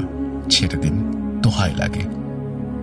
দাদার সাথে থাকা লোকজন তান্ত্রিকের কথায় ক্ষুব্ধ হন। তাকে মারধর করারও চেষ্টা করতে যাওয়া হয়, কিন্তু আমার দাদা নিষেধ করেন। তাকে গ্রাম থেকে বের করে দেয়া হয় 8 থেকে 10 বছরের জন্য, ছেলে সহ। আসলে বিপদে পড়লে অনেক সুযোগের সদ্ব্যবহার করার চেষ্টা করি আমরা। আমাদের ভাগ্যটাই খারাপ।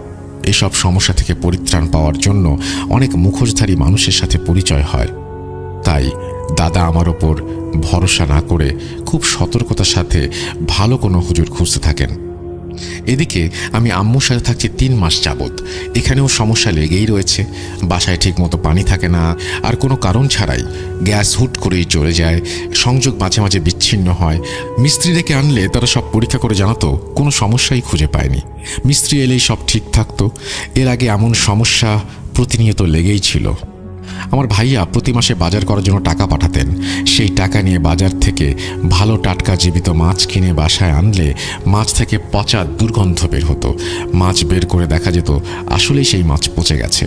মাংস নিয়ে আসলেও এমনটাই হতো। আবার খাবার রান্না করে দুপুরে খেয়ে রাতের জন্য রাখলে দেখা যেত খাবারের ভেতর তেলাপোকা, অথচ খাবার খুব ভালোভাবে চেক করা হতো।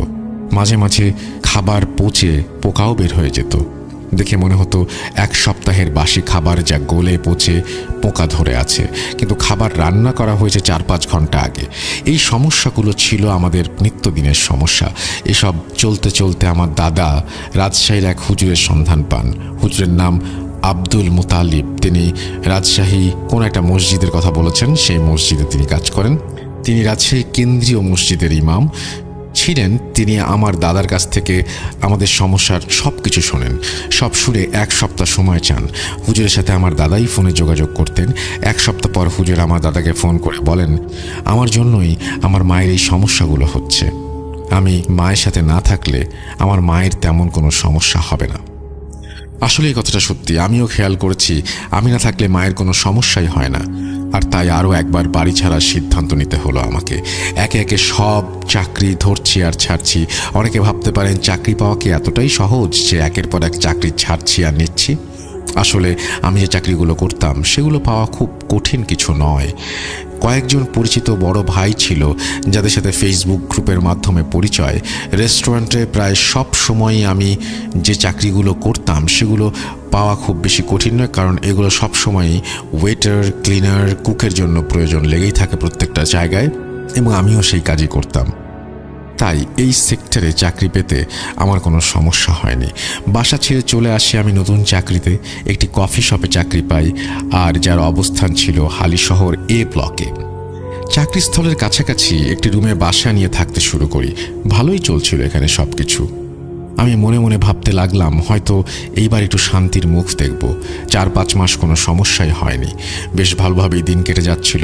আমার ডিউটি সপ্তাহের প্রতিদিনই ছিল, মাঝে মাঝে হুটহাট কিছু বন্ধ পেতাম, কিন্তু তার পরিমাণও ছিল বেশ কম। এক শুক্রবার জুম্মার নামাজ পড়ে বাসায় আসি।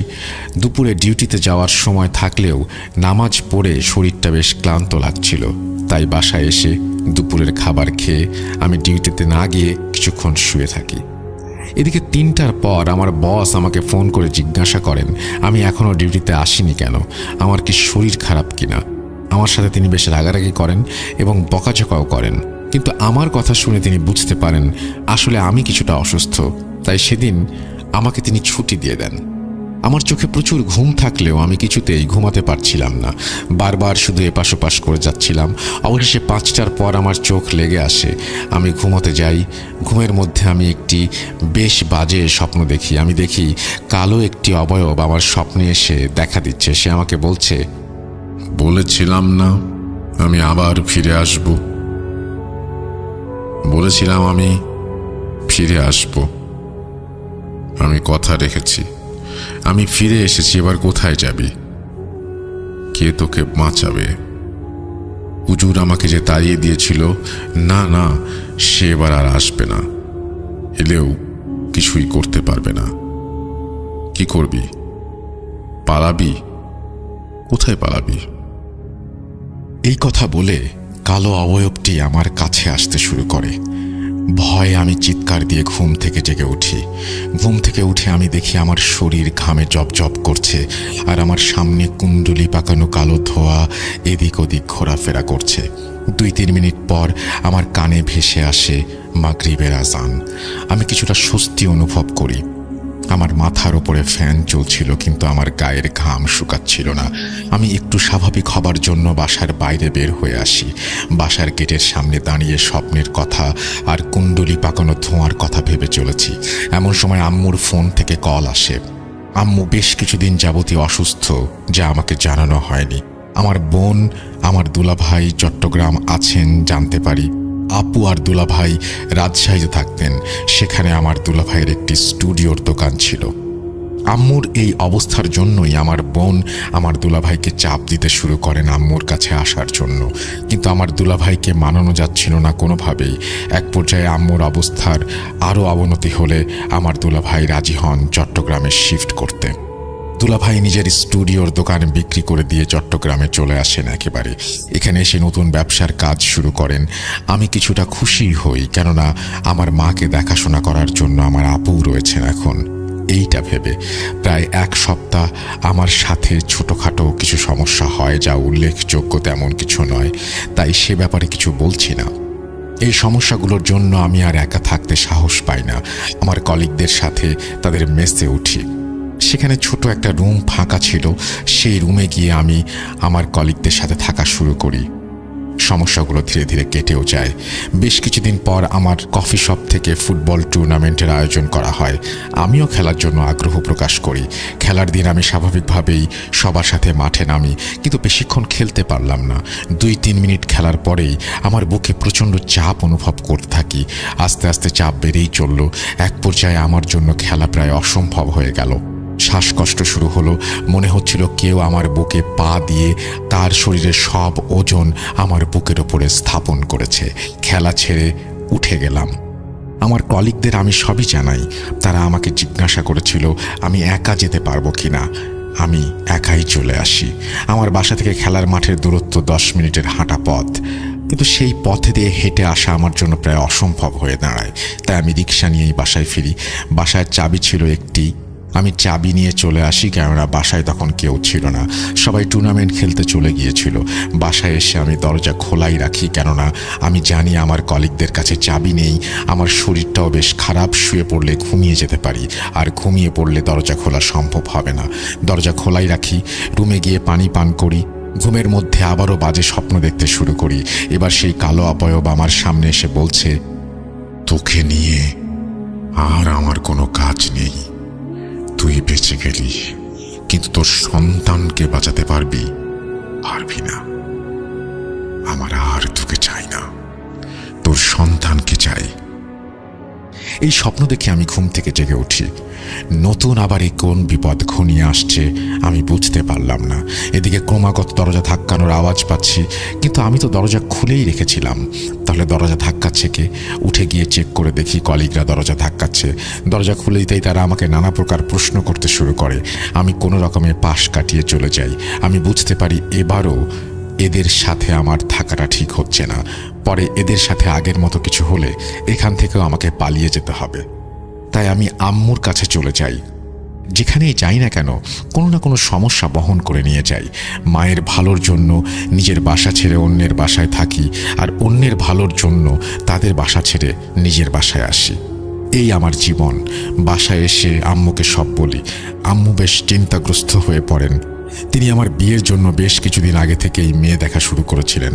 আম্মু আমার কথা শুনে দাদাকে সব জানান। দাদা রাজশাহী সেই হুজুরের সাথে যোগাযোগ করেন। হুজুর কিছুদিন সময় নেন। এর মধ্যে আমার মায়ের একটি মেয়েকে বেশ পছন্দ হয়। কথাবার্তাও শুরু করে দিয়েছিলেন আম্মু। বলতে গেলে সবই ঠিক হয়ে গিয়েছিল, কিন্তু বিয়েটা হলো না। কারণ রাজশাহীর হুজুর ফোন করে বলেন, এই মুহূর্তে আমার বিয়ে দিলে বিপদ আরও বাড়বে। ইফরিত আমার বংশধর নিতে চাইছে। এই বিয়ে হলে ইফরিতের জন্য সুবিধা হবে, তাই বিয়ে দিতে মানা করেন তিনি, এবং বলেন তিনি আমাদের কাজ আর করতে পারবেন না। এই কাজ করলে ওনার সমস্যা হবার সম্ভাবনা আছে। আর হ্যাঁ, উনি আমাদেরকে পুনরায় ওনাকে ফোন করতে নিষেধ করে দেন আর বলেন তিনি রাজশাহী ছেড়ে অন্য কোথাও চলে যাচ্ছেন, ওনাকে যেন খোঁজার চেষ্টা না করা হয়। তিনি আরও বলেন তিনি আমাদের নম্বর কাউকে দিয়েছেন যারা আমাদেরকে সাহায্য করতে পারবে। আমাদেরকে নাকি ওনারা যে কোনো বিপদ বেড়ে যাওয়ার সম্ভাবনা হলে ফোন করবেন। আমার বিয়ে ভেঙে যাওয়ায় মেয়ের পরিবার বেশ অপমানিত হয়। তাদের পরিবার বেশ গরিব ছিল, তাই তারা ধরে নেয় গরিব বলেই আমরা বিয়েটা ভেঙে দিয়েছি। আমার মা বিয়ে না দেওয়ার কারণ হিসেবে বলেন তিনি আমাকে বিদেশ পাঠাবেন চাকরির জন্য। মেয়ের পরিবার এই কথা শুনে কালিমা পড়িয়ে রাখার কথাও বলে, কিন্তু আমার মা রাজি হন না। তিনি বলেন তিনি ছেলের বউকে তার বাপের বাড়িতে রেখে যেতে চান না। আমার বিয়ে ঠিক হওয়া আর ভেঙে যাওয়া নিয়ে অনেকের মনে অনেক প্রশ্ন ছিল। এই প্রশ্নগুলো থেকে রেহাই পাননি আমার দাদাও। ওনাকেও অনেকে জিজ্ঞাসা করেছে কেন আমার বিয়েটা হলো না। প্রতিবার আমার দাদাকে মিথ্যা উত্তর দিতে হয়েছে, কারণ আসল সমস্যা জানলে এই জীবনে আমার বিয়ে হবে কিনা সেটা নিয়ে তাদের মনেও সন্দেহ ছিল। বিয়ে সংক্রান্ত কাজে আর কলিগদের সমস্যা থেকে বাঁচার জন্য আমি চাকরি থেকে 10 দিনের ছুটি নিয়েছিলাম। ছুটি শেষ হলে আমাকে আবার সেই কলিগদের সাথেই থাকা শুরু করতে হয়, কেননা বাসায় আমার বোন দুলাভাই আসায় ঠিকভাবে থাকার জায়গা হচ্ছিল না। এমন না যে আমি চাইলেও থাকতে পারতাম না। আমার জন্য আমার মা, বোন, দুলাভাই, ভাবি কোনো রকম সমস্যার সম্মুখীন হোক সেটা চাইনি। মেসে আসা 2 দিনের মধ্যেই একটি ঘটনার পুনরাবৃত্তি ঘটে। আমি সকালে গোসলের জন্য শাওয়ারে যাই এবং শাওয়ার চালু করতেই শাওয়ার থেকে তাজা রক্ত পড়তে শুরু করে। সাথে সাথে ওয়াশরুমের দরজা খুলে বাইরে যেতে চেষ্টা করি, কিন্তু দরজা আমি কিছুতেই খুলতে পারছিলাম না। ভয়ে আমি দরজা ধাক্কাতে শুরু করি। অনেক জোরে ধাক্কানোর পরেও কেউ মনে হয় কিছুই শুনতে পাচ্ছিল না। শুনতে পেলে তাদের তো আসার কথা। ধীরে ধীরে শাওয়ার থেকে ঝরে পড়া রক্তের লেভেল বাড়তে থাকে। পানির সিঙ্ক দিয়ে রক্ত বের হতে থাকে, কিন্তু মনে হচ্ছিল সিঙ্ক কোনোভাবে হয়তো বন্ধ হয়ে গেছে। দরজার ফাঁক ফোকর দিয়েও যেন এক ফোঁটা রক্ত বাইরে বের হচ্ছিল না। পা দিয়ে পানির সিঙ্কে আঘাত করি যেন তা বন্ধ হয়ে থাকলেও খুলে যায়, কিন্তু কোনো লাভ হয় না।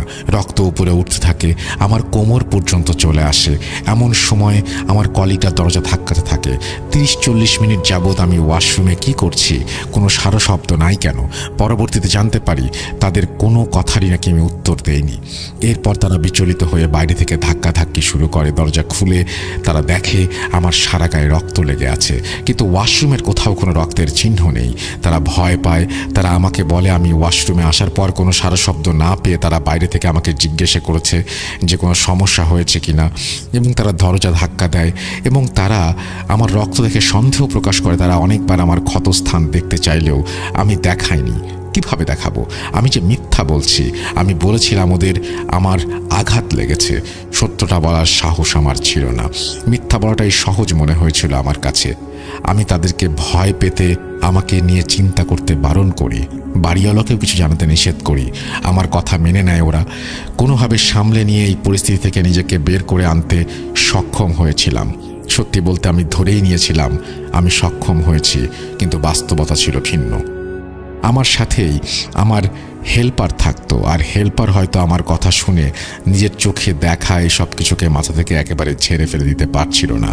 আর তাই সে আমাকে একান্তে ডেকে নিয়ে বলে, ভাইজান, আপনি যদি কিছু মনে না করেন তাহলে দুটা কথা বলি।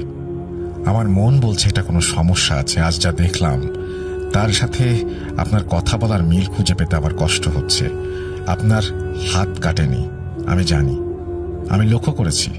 আপনি এখানে আসার পর থেকে আমি খেয়াল করেছি আপনার রুমটা সারাদিন কেমন যেন অন্ধকার থাকে। বাইরে ল্যাম্পপোস্টের আলোতেও রুমের উজ্জ্বলতা পারে না। আপনার পেছনে আমি কালো ছায়াও খেয়াল করেছি, মানবাকৃতির ছায়াগুলো কেমন যেন বদলে বদলে যায়, কালো ধোয়ার মতো।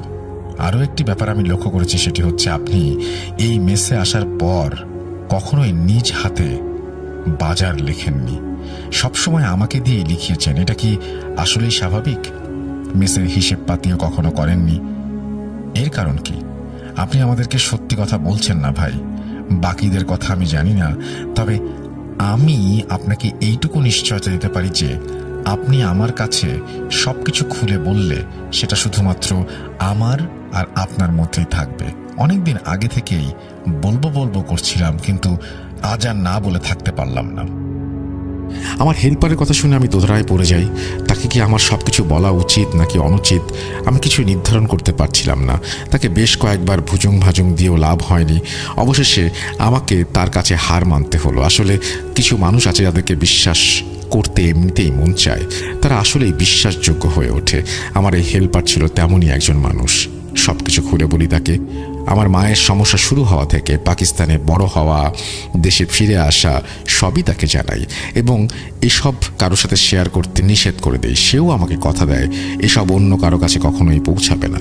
সে আমাকে বলে সে নাকি আমার জন্য এক পরিচিত হুজুরের সন্ধান দেবে এবং রাতে আমাকে একা ঘুমাতে নিষেধ করে। সে রুমেই থাকতে শুরু করে এই বলে যে আমাকে বড় ভাই মনে করে। বড় ভাইয়ের এই অবস্থায় সে কখনোই তাকে একা রেখে যেতে পারে না। আসলে আমার হেল্পার অনেকটাই অনাথ টাইপের ছিল। ওর বড় ভাই ছিল, কিন্তু ওর তেমন কোনো খোঁজ খবর নিত না। আমিও তাকে আমার ছোট ভাইয়ের মতোই দেখতাম। যথারীতি সে আমার রুমেই থাকতে শুরু করলো। বেশ কয়েকদিন যাবৎ সে আমার সাথেই থাকছে, কোনো সমস্যা হচ্ছে না। এত কিছুর পরেও আমি কোনো ধরনের কোনো সমস্যা না হওয়াটাকে সন্দেহজনক মনে করছিলাম। আমি আমার হেল্পারকে বারবার জিজ্ঞেস করি আসলেই তার কোনো সমস্যা হচ্ছে কিনা। সে আমাকে বারবার বলে ঠিক আছে, কিন্তু সে মিথ্যা বলছিল। সমস্যা তার সাথে হচ্ছিল, যা সে আমার কাছ থেকে গোপন করে গেছে। আমার সাথে থাকার সময় প্রতিদিনই সে বাজে স্বপ্ন দেখতে শুরু করে। সে আমাকে বলে স্বপ্নে কালো একটি ধোয়ার কুণ্ডলি পাকানো ছায়া তার সামনে আসে এবং তারপরে সে তাকে চলে যেতে বলে, ভালো চাইলে, জীবন বাঁচাতে চাইলে সাবধান হতে বলে। আমি তার কথা শুনে তার উপর বেশ রাগান্বিত হই, কেননা সে আমাকে সব আগে বললে তার সমস্যা বাড়ার আগে আমি তাকে আলাদা করে দিতাম তার ভালোর জন্যই। কিন্তু আমার কথা ভাবতে গিয়ে সে নিজের বিপদ ডেকে এনেছে। আমি ঘূর্ণা করে বুঝতে পারিনি। তাকে আমি বেশ বকাঝকা করি আর আলাদা থাকতে বলি, কিন্তু সে যেন একেবারে নাছোড়বান্দা। তার সাথে আমি আর পেরে উঠলাম না।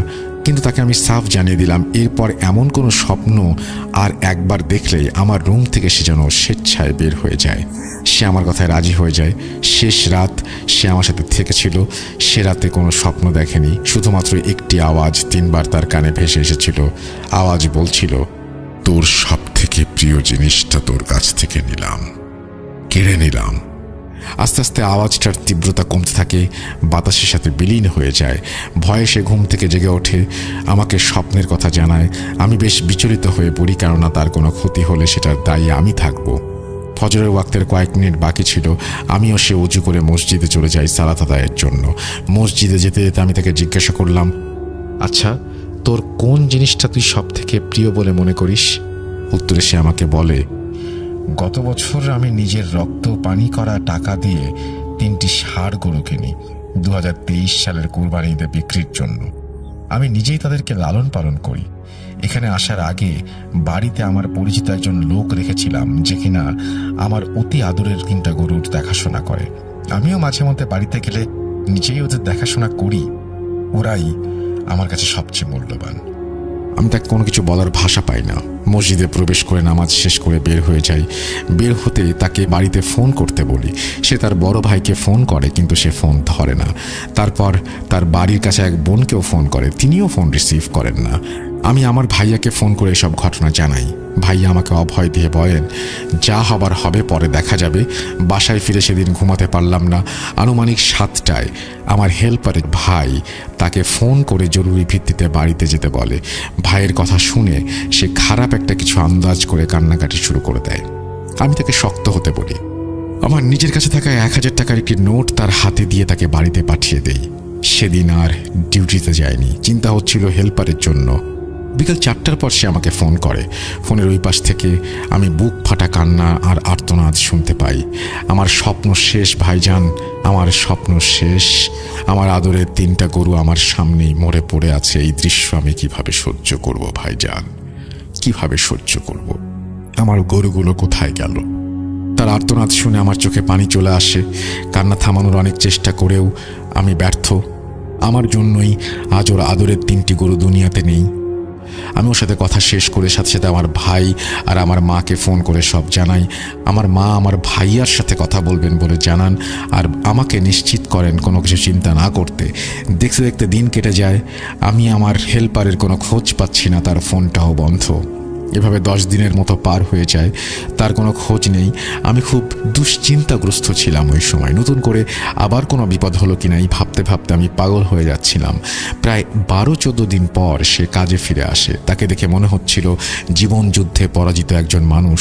আমাকে দেখেই সে আমাকে জড়িয়ে ধরে হাউমাউ করে কেঁদে উঠল। কান্না সেদিন অনেকেই দেখেছিল তার, আমিও কেঁদেছিলাম। আমি তাকে শান্ত করার সাথে সাথে আমার বাসায় নিয়ে যাই, কেননা আম্মু ওর সাথে দেখা করতে চেয়েছিল। বাসায় এসে তাকে খাইয়ে দাইয়ে আম্মু তার হাতে টাকা তুলে দেন। টাকার পরিমাণটা আমি উল্লেখ করতে চাচ্ছি না, কেননা মানুষের রক্ত পানি করা টাকার পরিমাণ কোনো সংখ্যা দিয়ে বিচার করা যায় না, প্রকাশ্য করা যায় না। সে এই টাকা কিছুতেই নিতে রাজি হচ্ছিল না। আমার আম্মু তাকে ধমক দিয়ে বলেন সে আমার ছোট ভাইয়ের মতো আর আমার আম্মুর সন্তানের মতো। সন্তানের বিপদে মা এগিয়ে আসবে না তো কে আসবে? আমার আম্মু কথা শুনে সে টাকাটা নেয় এবং সেদিনের পর থেকে আমি তাকে আমার থেকে আলাদা করে দেই। আমি চাচ্ছিলাম না আমার জন্য নতুন করে কোনো কিছু সমস্যার সৃষ্টি হোক। আমার হেল্পার আমাকে বলেছিল সে আর এই দেশে থাকবে না। আমিও তাকে যথাযথ সাহায্য করি তার বিদেশ যাওয়ার ব্যাপারে। ভিসা আসাটাই শুধু বাকি ছিল। ভিসা পেলেই তাকে অন্য কোনো দেশে পাড়ি জমাতে বলি, আসলে যা তারই ব্যক্তিগত ইচ্ছা ছিল।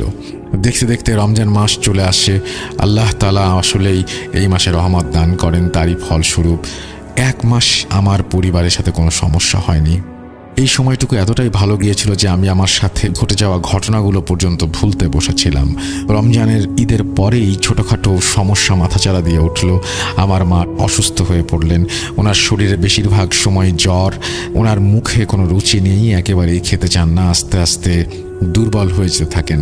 মা এছাড়াও রান্না করা খাবার খেতে পারছিলেন না। আমরা কেউই খেতে পারছিলাম না। খাবার রান্না করে চেখে দেখলে খাবার ঠিক পাওয়া যায়, কিন্তু দুপুরে খেতে গেলে দেখা যায় খাবারের সমস্যা। গরুর মাংসের সমস্যা বেশি হতো। খাবারে হঠাৎ করেই লবণের পরিমাণ বেড়ে যেত, এছাড়াও মরিচের পরিমাণ বা মশলাপাতির পরিমাণ বেড়ে যেত। যাই হোক, সেদিন আমার চোখের সামনে ঘটে এক অদ্ভুত ঘটনা। আমার বাসার সদর দরজা দিয়ে একটা কালো বিড়াল প্রবেশ করে। এখানে অবাক করার মতো কিছুই ছিল না, তাই না? কিন্তু না, এখানে অবাক করার মতো ঘটনাটি ঘটে। সদর দরজা বন্ধ করার পরও বিড়ালটি দরজা ভেদ করে যেন বাড়ির ভেতরে প্রবেশ করে। আমাদের কাউকে কোনো প্রকার ভয়ও পেল না। মাছ মুখে করে নিয়ে আবার দরজা দিয়ে চলে গেল। এই সম্পূর্ণ সময় সদর দরজাটি বন্ধই ছিল। এই ঘটনা আমি একা দেখে থাকলে মনের ভুলই ধরে নিতাম, কিন্তু সেটি হলো না। আমার মা, ভাবি, ভাই সবাই দেখেছেন এই ঘটনা। দিন দিন এসব ঘটনা বেড়েই চলেছিল। কোনো উপায়ন্তর না দেখে আমার দাদাকে সব জানানো হয়। দাদা কিছু একটা করবেন বলে আশ্বাস দেন। হয়তো তিনি কিছু করেছিলেন, কেননা ওনার সাথে কথা বলার পর প্রায় 2 থেকে 3 মাস তেমন কোনো সমস্যা ছিল না। আমার দাদা এমনিতেও বৃদ্ধ মানুষ ছিলেন, তিনি বেশ দৌড়ঝাঁপ করতে পারতেন না। সেজন্যই আমার দাদা আমার এক কাকাকে হুজুরের খোঁজের দায়িত্ব দিয়েছিলেন। আমার কাকা অনেক খোঁজাখুঁজি করেন, অনেকের খোঁজও পান, কিন্তু বর্তমান দুনিয়াতে যে পরিস্থিতি সেটা আমাদের সকলেরই জানা। মানুষ শুধু নিজের স্বার্থ নিয়ে চিন্তা করে। এই দীর্ঘ সময় ধরে চলতে থাকা সমস্যার প্রেক্ষিতে অনেকেই সাথেই আমাদের পরিচয় হয়, কিন্তু বিশ্বাস করা যায় এমন মানুষের সংখ্যায় ছিল নগণ্য।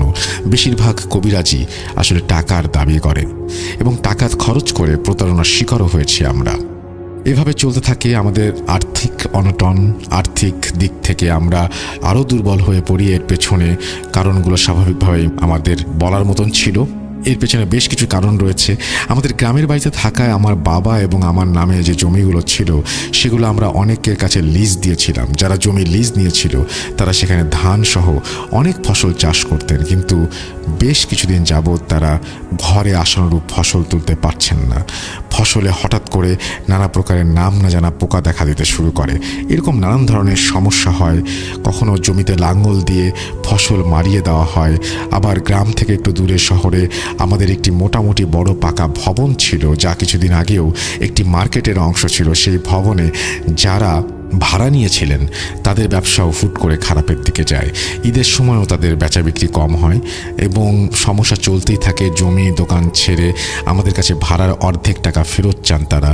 প্রায় 22 লাখের মতো গচ্ছিত হয়েছিল আমাদের ওই লিজ এবং দোকানের ভাড়া হিসেবে। এই টাকা তো আর রেখে দেওয়ার কিছু ছিল না। দোকান ভাড়া, লিজের টাকা পেয়ে সেগুলো বিভিন্ন কাজে ব্যবহার করা হয়েছিল। কে জানতো এই টাকা লিজ একদিন ফেরত আসবে। 11 লাখের মতন টাকা আমাদের ফেরত দিতে হয়। এই টাকা ফেরত দেওয়াটা মোটেও সহজ কাজ ছিল না। আমার ভাইয়াকে সব জানানো হয়। ভাইয়া আমার মায়ের সাথে প্রচণ্ড খারাপ ব্যবহার করে। আমার মাকে যা নয় তাই বলে অপমান করে। আমার বাবা আজ বেঁচে থাকলে এই কথাগুলো শুনতে হয়েছে আমার মাকে। তবুও আমাদের নিজের সন্তানের মুখ চিন্তা করে সে থাকে। এবং আমি চাকরি করতাম, বেতন ছিল মাত্র 20,000 টাকা। আমার নিজের খরচ চালানোর পর বাকি টাকাটা আমি আমার মায়ের হাতেই তুলে দিতাম। কিন্তু সেই টাকা তো আর 10 লাখ টাকার ঘাটতি পূরণে পর্যাপ্ত নয়। ভাইয়ার ব্যাপার দাদাকে জানানোর পর আমাদের দাদাও বেশ অবাক হন। তিনি ভাইয়ার সাথে কোনো প্রকার তর্কে যেতে নিষেধ করেন। আমার দাদা নিজে কিছুদিন কিছু সম্পত্তি রেখে গিয়েছিলেন, কেননা চেয়েছিলেন বৃদ্ধ বয়স যেন ওনার সন্তানদের বোঝা মনে না হয়। এই সম্পত্তি আমার বড় 2 কাকা কিছুতেই দিতে রাজি না। আমার দাদা এই জন্য এই সিদ্ধান্ত নেন যে ওনারা আমার দাদার সাথে মারাত্মক বাজে ব্যবহার করেন, আমার মাকে নিয়েও কটু কথা বলেন এবং এই সম্পত্তির সমান ভাগিদার হওয়ার জন্য ওনারা যা যাই করুক না কেন, এক পর্যায়ে এটাও বলেন এই সম্পত্তির ভাগ না পেলে জীবনের সমস্যার কথা গ্রামের সবাইকে জানাবো, ঢোল পিটিয়ে গ্রামের সবাইকে জানাবো। আমার দাদা এই কথা শুনে চুপ হয়ে যান। তিনি কি করবেন বুঝতে পারেন না। মান সম্মানের ভয়। আমার দাদার অকাল মৃত্যুতে দুর্ঘটনা বলে জানানো হয়। তিনি একটা দুর্ঘটনা করে মারা যান এবং কোনোভাবেই তার মৃত্যুটা কেন ঘটেছে সেটা সলভ হচ্ছিল না। এসব ব্যাপার আমার ছোট কাকা চুপচাপ লক্ষ্য করেন। তিনি কিছুটা অন্যরকম মানুষ ছিলেন। তিনি আমার বাবাকে বেশ ভালোবাসতেন, আমাকেও অনেক আদর করতেন। আর তাই ওনারা যখন বারবার নিষেধ করছিলেন তখন আমার কাকা বলেন, আরে আমি তো এমনি টাকাটা দিচ্ছি না, ধার হিসেবে দিচ্ছি, সময় মতো ফেরত দিয়ে দিন। সব দিক বিবেচনা করে ছোট কাকার কাছ থেকে প্রায় 5 লক্ষ টাকা ধার চাই। আর বাকি টাকা আমার মায়ের গয়নাগাটি বিক্রি করে ছোটখাটো কোনো একটা ধার দেনা করে জোগাড়ের চেষ্টা করব বলে জানাই। আমার কাকা এতে রাজি হন না। তিনি জমি বিক্রি করে আমাদেরকে 10 লাখ টাকা দেন, যা একটি চুক্তিপত্রের কাজে লিপিবদ্ধ করা হয়েছিল। টাকা পাওয়ার সাথে সাথে দোকানদারদের আর জমি লিজ নেওয়া ব্যক্তিবর্গকে ওনাদের টাকা ফেরত দেই। অবশেষে এই সমস্যা থেকে মুক্তি পাই। দিন পার হতে থাকে কোনো সমস্যা ছাড়াই। কিন্তু এবারে কোনো সমস্যা হবে না এমন কিছু আমি ভাবিনি, কেননা প্রতিবার সমস্যা হবে না ভেবে এসেছি আর ভুল প্রমাণিত হয়েছি। তাই এবার মন থেকে আর সায় পেলাম না। এভাবে চলতে চলতে একদিন আমার ছোট চাচা আমার মাকে ফোন দেন, ওনার সাথে কথা বলেন এবং বেশ চিন্তিত হয়ে পড়েন। আমার মাকে তিনি বলেন, গ্রামে আসবেন না? অনেকদিন তো হলো, একটিবার এসে আমাদের সাথে দেখা করে যান। কখন কি হয় না হয় কেউ তো জানে না, সবকিছু আল্লাহ তাআলার ইচ্ছা। চলে আসুন। কাকার এই কথাগুলো আর যাই হোক ভালো কিছুর ইঙ্গিত ছিল। আমি নিজেও আগে বলেছি আমার গ্রামে যাবার সময় নদী পার হতে হয় আমাদের, এবং সেজন্য এক প্রকার নিষেধ ছিল। তবুও গ্রামে যাবার সিদ্ধান্ত নেই। সময়টা ছিল 2023-এর রমজান মাস, ঈদের ছুটির দিন। এবারে বাড়িতে আসার পর আমাদের 3 জনেরা তেমন কোনো সমস্যা হয়নি। প্রিয় লিসেনার্স, আপনারা হয়তো ভাবছেন ঘটনার দিকে শেষের দিকে যাচ্ছে, হয়তোবা ঘটনাটি শেষ, কিন্তু এখনও আরও কিছু বাকি আছে। বাকি অংশ পরের এপিসোডে দেব বলে ভাবছি। কিন্তু ঘটনা যত বড়ই হোক না কেন আপনাদেরকে অপেক্ষা করানোটা আমার পক্ষে সম্ভব নয়, আর তাই পরবর্তী অংশ লিখে দিচ্ছি। বাড়িতে যাবার পর কোনো সমস্যা না হলে আমার দাদা আমার কাকাকে অসুস্থ অবস্থায় দেখেছিলাম। সবার সাথে দেখা করে আমি বাড়ি থেকে আমার কর্মস্থলে চলে আসি। আমি এসে কাজে ব্যস্ত হয়ে পড়ি। সুন্দরভাবে সময় কাটছিল। হঠাৎ জুন মাসের দ্বিতীয় সপ্তাহের কোনো একদিন জানতে পারি আমার মা নাকি জুনের 1 তারিখ থেকে বেশ অসুস্থ। আমার মা ঠিকমতো খেতে পারছেন না, খেলেই বমি হয়ে যাচ্ছে, শরীরে কোনো বল পাচ্ছেন না, প্রায় শয্যাশায়ী। আমি এসব জেনে আমার বোন আর ভাবির ওপরে কিছুটা মনক্ষুণ্ণই হই, কারণ আমার মায়ের অসুস্থতার খবর আমাকে দেয়া হয়নি। আমি আমার মাকে চট্টগ্রাম মেডিকেলে নেবার সিদ্ধান্ত নিই। চট্টগ্রামে নেবার পর ডাক্তাররা দেখে অনেকগুলো টেস্ট করতে দেন। আমার কাছে যা টাকা ছিল প্রায় সবই ফুরিয়ে যায়। অনেক ধার দেনাও করতে হয়েছে আমাকে। এক পর্যায়ে আর কোনো উপায় না পেয়ে আমি আমার মামার কাছ থেকে 10,000 টাকা ধার নেই আম্মুর চিকিৎসা চালানোর জন্য। আম্মুকে হাসপাতালে রেখেই আমি আমার চাকরির ডিউটি করতাম। ডিউটি থেকে অফিস, আবার ডিউটিতে যাওয়া, এভাবেই আমার জীবন কঠিন হয়ে যাচ্ছিল। কিন্তু নিজের মায়ের জন্য আমি কোনো কিছুর পরোয়া করিনি। আমার মায়ের সাথে আমার বোন দুলাভাইও ছিলেন, তাই তেমন একটা সমস্যাও আমাকে পোহাতে হয়নি। ওনারা বেশ কষ্ট করেছেন, যা আমি নিজের চোখে দেখেছি। আমার মাকে মোট 5টি টেস্ট করতে দেওয়া হয়েছিল। টেস্টের রিপোর্ট আনার পর ডাক্তার কোনো সমস্যাই খুঁজে পান না, কেননা সকল রিপোর্ট ছিল একেবারে স্বাভাবিক। আমার মায়ের শরীর দুর্বল থাকায় হাসপাতাল থেকে ওনাকে ছেড়ে দেওয়া হয়নি। দিন রাত ওনাকে স্যালাইন দিয়ে রাখা হয়। এদিকে আমার দুলাভাই রাজশাহী থেকে চট্টগ্রামে এসে নিজের ব্যবসা দাঁড় করাতে শুরু করে এবং কোনো অভিযোগ না করে নিষ্ঠার সাথে নিজের কাজ করে যাচ্ছিলেন। কিন্তু আমি বুঝতে পারছিলাম আমার বোন একা হাতে সব সামলাতে পারবে না, আর তাই আমি পুনরায় আমার চাকরির অধ্যায়ের ইতি টেনে আমার মায়ের দেখাশোনার সিদ্ধান্ত নেই। এভাবে দিনকাল চলছিল। হঠাৎ একদিন আমার ফুপু আমার মাকে ফোন দিয়ে বলেন দাদা আর ছোট কাকা গুরুতর অসুস্থ, ওনারা নাকি রাজশাহী মেডিকেলে ভর্তি আছেন। কিন্তু এত জলদি উনি গুরুতর অসুস্থ হয়ে পড়বেন তা ভাবিনি। রাজশাহী মেডিকেলে যাবার জন্য টিকিট কাটি, সেখান থেকে বাড়িতে যাবার সিদ্ধান্ত নেই। আমি আমার বোন, আমার ছোট ভাগ্নিকে সাথে করে রাজশাহীর উদ্দেশ্যে রওনা হই। রওনা হবার পর যমুনা সেতু পার হতে বেশ সময় লাগছিল। বাসে ওঠার আগে হুজুরের সাথে ফোনে কথা বলে নেই। তিনি আমাদেরকে কিছু আমল দেন আর দোয়া পড়তে বলেন। ভয়ে ভয়ে যাত্রা শুরু করেছি। যমুনা সেতুর কাছে এসে গাড়ি যেন কেমন স্লো হয়ে যায়। আমরা সবাই চিন্তিত হয়ে পড়ি। আমি গাড়িতে গিয়েছিলাম সেটা নাম বললে সবাই চিনবেন এবং বাংলাদেশের খুব বিখ্যাত একটি কোম্পানি। যাই হোক, আসল ঘটনায় আসি। আসলে হঠাৎ করেই বাতাস ভারী হয়ে আসে। আমি দেখতে পাচ্ছিলাম গাড়িটি পানির অতলে তলিয়ে যাচ্ছে। গাড়ি স্টার্ট নেওয়ার পরেই আমাদের গন্তব্যের উদ্দেশ্যে আমরা যাত্রা শুরু করি। কিন্তু যমুনা সেতুতে গাড়ি চলছিল, যেটা অপেক্ষাকৃত ধীর গতিতে, আমি আগেই বলেছি, এবং আস্তে আস্তে মনে হচ্ছিল একটা সময় সেটা পানির অতলে তলিয়ে যাচ্ছে। আমি ছটফট করছি। আসলে কি আমি জ্ঞান হারিয়েছি? জানি না। তীব্র ভয় সন্ত্রস্ত অবস্থায় দোয়া পড়তে থাকি নিজের মনে। সেতু পার হলে টোল সেন্টার অতিক্রম করার পর সবকিছু স্বাভাবিক হয়ে যায়। হঠাৎ একটি বিকট শব্দে আশেপাশে অন্ধকারাচ্ছন্ন হয়ে যায়। পেছন থেকে একটি ট্রাক এসে আমাদের ধাক্কা মারে।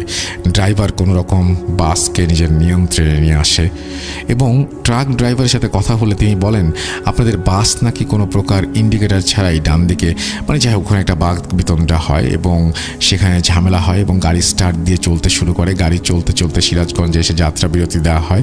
আমি আমার আম্মুর দিকে তাকাই, ওনাকে ডাক দিই। ভেবেছিলাম উনি ঘুমাচ্ছিলেন, কিন্তু অনেকক্ষণ ডাকাডাকির পরেও আম্মু ওঠেন না। বাসের ড্রাইভারের সাথে যোগাযোগ করি। বাসের হেল্পার বেশ ভালো মানুষ।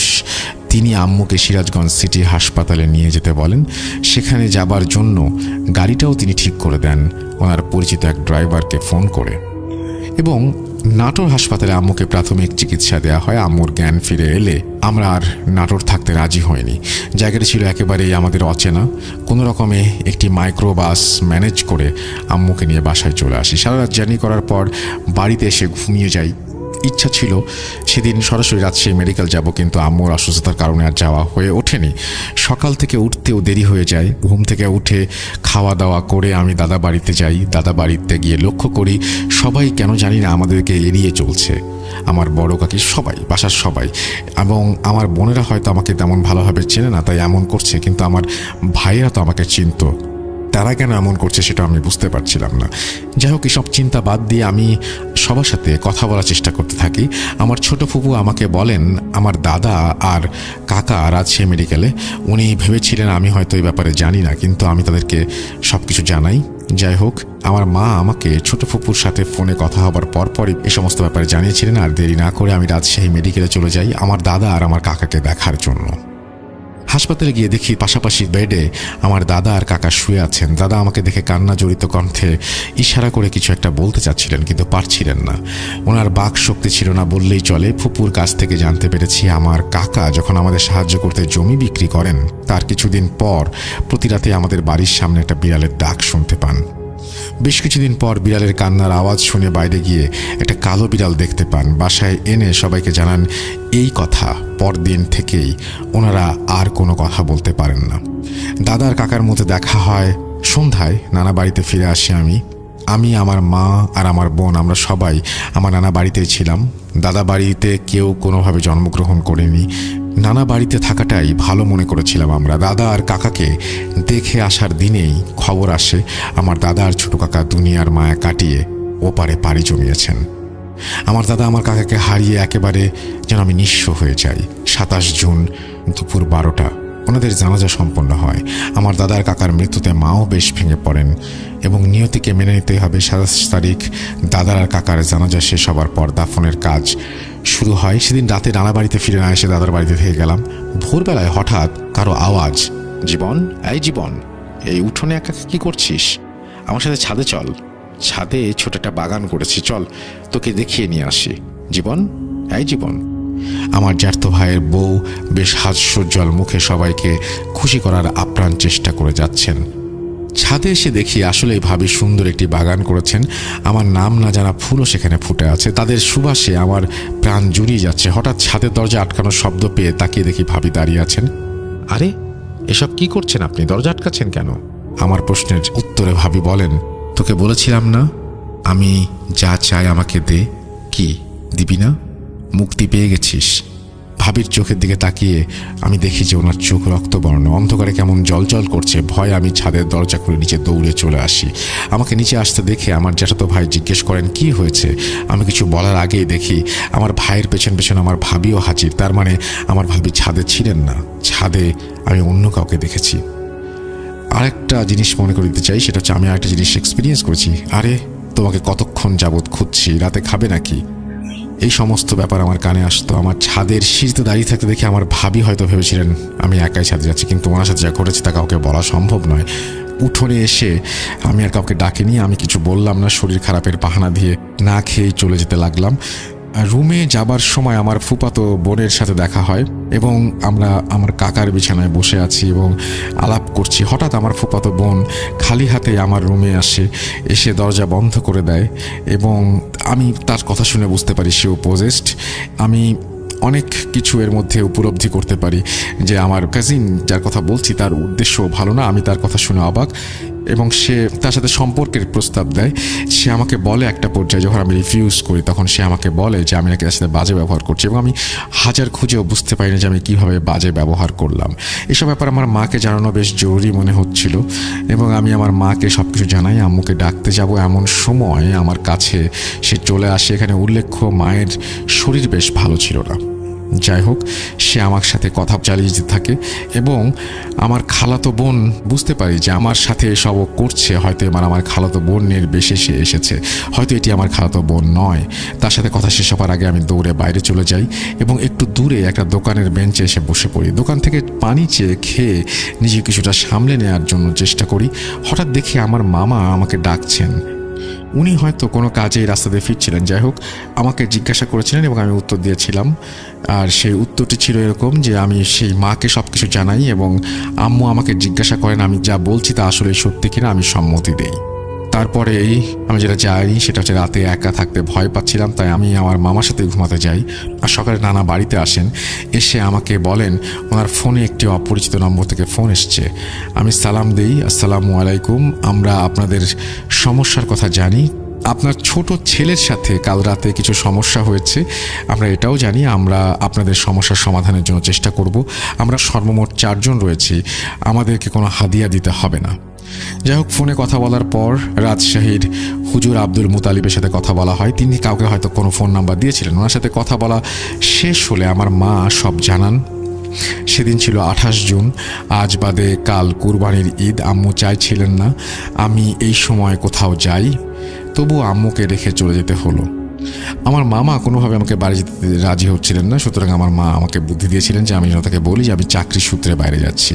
যাই হোক, আমার ভাবি কষ্ট করছেন, আমার ভাইয়া কষ্ট করছেন, সবাই কষ্ট করছেন এবং প্রত্যেকের চেহারার দিকে তাকানো যায় এমন একটা অবস্থা। সেদিন আমার জ্যাঠাতো ভাইরাও আমার দাদা বাড়ি যাবার জন্য আমাকে বারবার অনুরোধ করছিল। ঈদের দিন বিকেলবেলা আমার বড় ভাই, আমার দাদা বাড়িতে সবাই, কিন্তু দাদা বাড়িতে গিয়ে দেখি কুরবানির কাজ তখনও সম্পূর্ণ হয়নি। একটু হাত লাগালাম, আজ সবাই আমার সাথে স্বাভাবিক আচরণ করছে। আগেরবার আমাকে এড়িয়ে চলছিল, এবার সবাই স্বাভাবিক আচরণ করছে।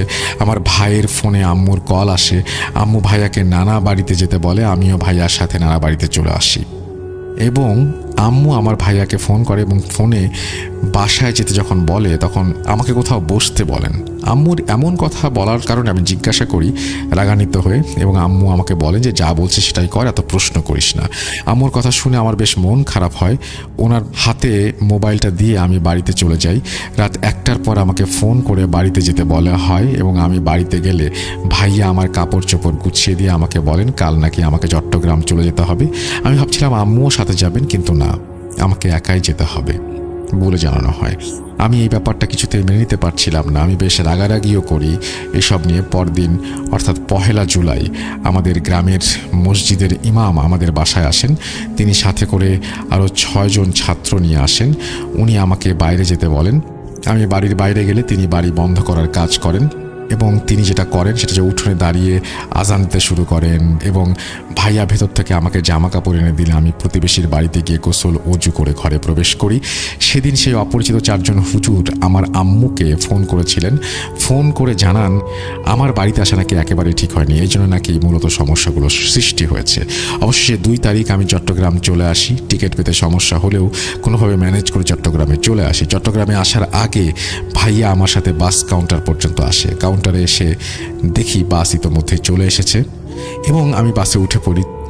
বাসে আসার সময় ভাইয়া বারবার সূরা ইয়াসিনের আয়াত পড়ার কথা বলে দিয়েছিলেন। এই কাজটি করার কথা আমাকে 4 জন হুজুরও বলেছিলেন। চট্টগ্রাম এসে আম্মুকে ফোন করি, জানতে পারি আমাকে বাড়ি থেকে দূরে পাঠানোর কারণ আমার ভাবি 3 মাসের গর্ভবতী। চট্টগ্রামে এসে একটি জুস বারে আমি চাকরি নেই এবং কিছুদিন কেটে যায়। ওই 4 জন হুজুর মাঝখানে একদিন ফোন করেছিলেন। ফোনে ওনারা আশেপাশের মসজিদের মুয়াজ্জিনকে নিয়ে আসার জন্য বলেছিলেন। মুয়াজ্জিন এলে ওনারা মুয়াজ্জিনের সাথে কথা বলেন। মুয়াজ্জিনকে কিছু তদবির শিখিয়ে দেওয়া হয়। তারপরে কিছু মিষ্টি এবং দেশি মোরগ আর একটা কালো পর্দা ও মোমবাতি নিয়ে আসার জন্য তাকে বলা হয়। সব কিছু জোগাড় হলে সেই 4 জন হুজুর জানান তদবিরে চলাকালীন সেই মোরগ যদি ছটফট করতে শুরু করে তখন ওনাকে আজান দিতে হবে। তদবির শুরু করার আগে হুজুর আমার আম্মুর মাঝে সেই কালো পর্দাটা ধরে রাখেন এবং হুজুরের সামনে একটি মোমবাতি জ্বালিয়ে রাখা হয় এবং আজান দেওয়া শুরু হয় এবং আজানের পরে মোরগটিকার কোথাও খুঁজে পাওয়া যায়নি। এই কাজের পরে আম্মু একেবারে সুস্থ হয়ে যায়। ভাইয়া কথাগুলো শুনে আমি বেশ স্বস্তি অনুভব করছি, কেননা আমার মা অসুস্থ। এর মাঝে তিনি বেশ কিছু দোয়াও শিখিয়ে দিয়েছেন আমাদেরকে। রাত 1টার দিকে তিনি আমাদের নক করেন আর আজ আমাকে হঠাৎ করে সাবধানে থাকতে বলেন। আমি কারণ জিজ্ঞাসা করলে তিনি আমাকে বলেন কিছুই না। সেদিন রাতে কারেন্ট, গ্যাস, পানি কিছুই ছিল না। খাওয়া দাওয়া শেষ করে সেদিনও বেশ আমাদের বেগ পেতে হয়েছিল। নিত্যদিনের সমস্যা হয়ে ওঠে আমাদের নানান রকমের সমস্যা, গ্যাস, পানি ইত্যাদি। ধীরে ধীরে আমরা অতিষ্ঠ হয়ে পড়ি। আমার মা আমাকে ফোন করতেন, কনফারেন্স কলের মধ্যে আমি আমার মায়ের ফোন রিসিভ করতাম। 5 ওয়াক্ত নামাজ পড়তে বলতেন, চিন্তা করতে বারণ করতেন এবং বিলম্ব হলে উনি বেশ ক্ষিপ্ত হয়ে যেতেন। যে কোনো বিষয়ে বিলম্ব হলে আমার প্রতি তিনি কখনো বিরক্ত হন নাই। যদিও উনি একদিন ফোনে একটা দোয়া দেন যা ছিল অনেক বড়। মোবাইলে দেখে সেই দোয়া পড়া আমার জন্য কঠিন, তাই প্রিন্ট করে আনার কথা ভাবি। গিয়ে বাদ সাথে আরেক বিপত্তি, যে দোকানেই গিয়েছি আমার ফোন কানেক্ট করার পর দেখতে পাই আমার ফোনের মেমোরি একেবারেই খালি, কিছুতেই কিছু নেই। কিভাবে আমি প্রিন্ট করব তাও বুঝতে পারছিলাম না। যাই হোক, আমি যেটা করি সেটা হচ্ছে আমি আমার কলিগকে দেওয়া প্রিন্টেড কপিগুলো আনাই। আমি দোয়াটি দিয়েছিলেন সেটা আমি নিজ হাতে সেই দোয়া লিখি এবং কাগজগুলো স্পর্শ না করে, তাই আমার কলিগদের দিয়ে সেটা প্রিন্ট করে নিয়ে আসি। যাই হোক, এবং এখানে আরেকটা কথা বলি, সেটা হচ্ছে যে এর মধ্যে কতগুলো স্পষ্ট ছিল, কতগুলো ঝকঝকে ছিল। তোর জন্যই দাদা, কাকা, বাবা, তোকে সাহায্য করা সেই পরিবারের সবাইকে জীবন দিতে হয়েছে, আর মাত্র 2টি সন্তানের প্রয়োজন। এই বলে আমার গলা ছেড়ে দেয় সেই অবয়বটি, হঠাৎ করে ধরেছিল। আমি মেঝেতে গিয়ে পড়ি, বেশ ব্যথা পেয়ে যাই। পাশে তাকিয়ে দেখি আমার কলিগ অজ্ঞান অবস্থায় পড়ে আছে। আমাকে আর কিছুই করতে হলো না, 8 কপি আমার রুমের বিভিন্ন স্থানে আমি লাগিয়ে দেই। যাই হোক, রাতে আপুর সাথে কথা হয়। উনি আমাকে জানান দোয়া লেখার সময় ওনারও নাকি বেশ কিছু সমস্যা হয়েছে এবং রাতে উনি ঘুমিয়ে যান। সকালে উঠে তিনি দেখেন যে মেসেজ চলে এসছে, এই ছেলেকে সাহায্য করে লাভ নেই, একে সাহায্য করতে হলে তুইও মরবি। আমি এসব কিছু বুঝতে পারছিলাম না, ঠিকমতো কি হচ্ছে সেটা কিছুই উপলব্ধি করতে পারছিলাম না। আবার সাথে সাথে সেই হুজুরের কথা বলানো হয়। হুজুরকে আমি সব কিছু খুলে বলি। এবারে আপুর কথাও আর গোপন করি না। ওনারা আমাকে জিজ্ঞেস করেন যে আমি আপুকে কখনো দেখেছি কিনা। একজন মাদ্রাসার ছাত্রী এবং কোরআনের হাফেজ আমাকে জিজ্ঞেস করেন আমি কোনো বাজে স্বপ্ন দেখেছি কিনা, আমার কাছেও কেউ কিছু চাচ্ছে কিনা। আমি হ্যাঁ সূচক সম্মতি দেই। উনি সারাক্ষণ আল্লাহকে স্মরণ করতে থাকেন এবং কোনো ক্ষতি এই কারণে হয়তো তারা করতে পারছে না। এরপরে হুজুর যা বলেন তা আমি ওনাদের ভাষাতেই বলছি। তোমার সাথে যে রক্ষাকারী জিন ছিল, যে পাকিস্তানে রয়ে গেছে, তারা যদি থাকতো তাহলে এত সমস্যা হতো না। যাই হোক, নামাজের সময় তোমরা চলে এসে ভুল করেছো, এমনটা না করলে তোমার বাবা হয়তো মারা যেত না। ওনার বাকবিতণ্ডার জড়িয়ে ইফরিত ক্ষুব্ধ হয়ে তার দলবল নিয়ে পাকিস্তানে থাকা তোমার আত্মীয়দের মারার উদ্দেশ্যে রওনা হয়। এই ব্যাপারে তোমার রক্ষাকারী জিন জানতে পেরে সেখানে যায় কি হয়েছে সেটা দেখতে এবং তারা ইফরিতকে বন্দি করে ফেলে। আচ্ছা, বুঝেই বলছি, রক্ষাকারী জিন যে রুমে ইফরিতের সাথে মোকাবেলা করতে গিয়েছিল সেই রুমে প্রবেশ করার পরে ইফরিত তার সক্ষমতা প্রয়োগ করে এবং সেই রূপ থেকে বের হবার পর জিন আয়না দিয়ে একটি কালো কারাগার তৈরি করে। জিন পাঠিয়ে এসব তথ্য আমরা পেয়েছি এবং জিনকে মুক্ত করার চিন্তা ভাবনা করেছি। আমাদের জিনদের সাথে আমাদের কথা হয়ে গেছে, তারা চেষ্টা করবে বলেছে, কিন্তু বিনিময়ে 5 কেজি মিষ্টি দিতে হবে। এগুলো ছিল হুজুরদের কথা। ওনাদের কথা মতো মিষ্টি নিয়ে আসা হয় এবং পুরো প্রক্রিয়া সম্পন্ন করা হয়। ইফরিত জীবনের মূল লক্ষ্য ছিলাম আমি আর আমার বড় ভাই। আমার বড় ভাইকে ব্যবহার না করতে পারে তারা আমাকে ব্যবহার করেছে। যে হুজুর পিতলের গ্লাসে পানি খেয়েছিলেন আমাদের বাসায় এসে কোনো একবার, তিনি ইফরিতকে হাজির করতে সক্ষম হয়েছিলেন, যা আর কেউ কখনো পারেনি, হয়তো ভবিষ্যতেও পারবে না। এই জন্য এখন পর্যন্ত আমাদের সাথে অন্য কোনো হুজুর ইফরিতকে হাজির করতে পারেনি। ঘটনার শুরুতে দ্বিতীয় প্রশ্ন বলেছিলাম, সেটার উত্তর এখানেই ঘটনাতে আছে। উত্তরটি হলো আমরা জানতে পেরেছিলাম ইফরিতের সেই শাগরেদদের মাধ্যমেই, যেহেতু একবার মা জিনের কুনজরে পড়েছিলেন। আমি ঘটনাটি প্রথমবার যেভাবে শেষ করেছিলাম দ্বিতীয়বারও সেভাবে শেষ করলাম অমীমাংসিত অবস্থায়। সকলের কাছে আমি দোয়া প্রার্থী আমার এই শেষ থেকে শুরু পুনরায় আবারও শুরু থেকে শেষ নাম ধারণ করে ফিরে আসা। আসসালামু আলাইকুম, ভালো থাকবেন বলে সিফাত তার ঘটনা শেষ করেছে। থ্যাংক ইউ ভেরি মাচ সিফাত, অনেক লম্বা একটা স্টোরি দিয়েছো তুমি। আশা করছি এই ঘটনাটি আপনাদের ভালো লাগবে। আমরা চলে যাব আজকে, যদি সময় থাকে তাহলে পরের ঘটনায়, না হলে এটা দিয়ে হয়তো শেষ করবো। আচ্ছা, আমরা পরের ঘটনায় চলে যাই, আমাদের সাথেই থাকো।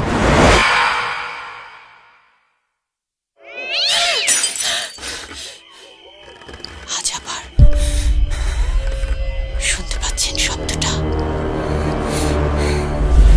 ভয়ের আরেক নাম ভূত.com with Russell.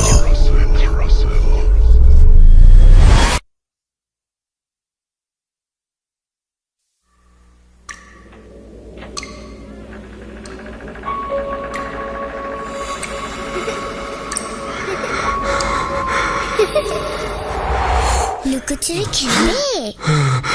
লুকোচুরি? তুমি লুকাও, আমি ঠিকই তোমাকে খুঁজে পাবো।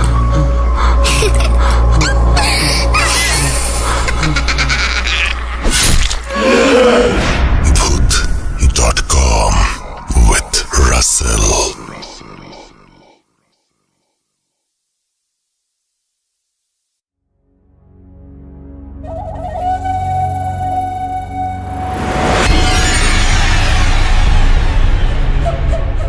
Welcome back.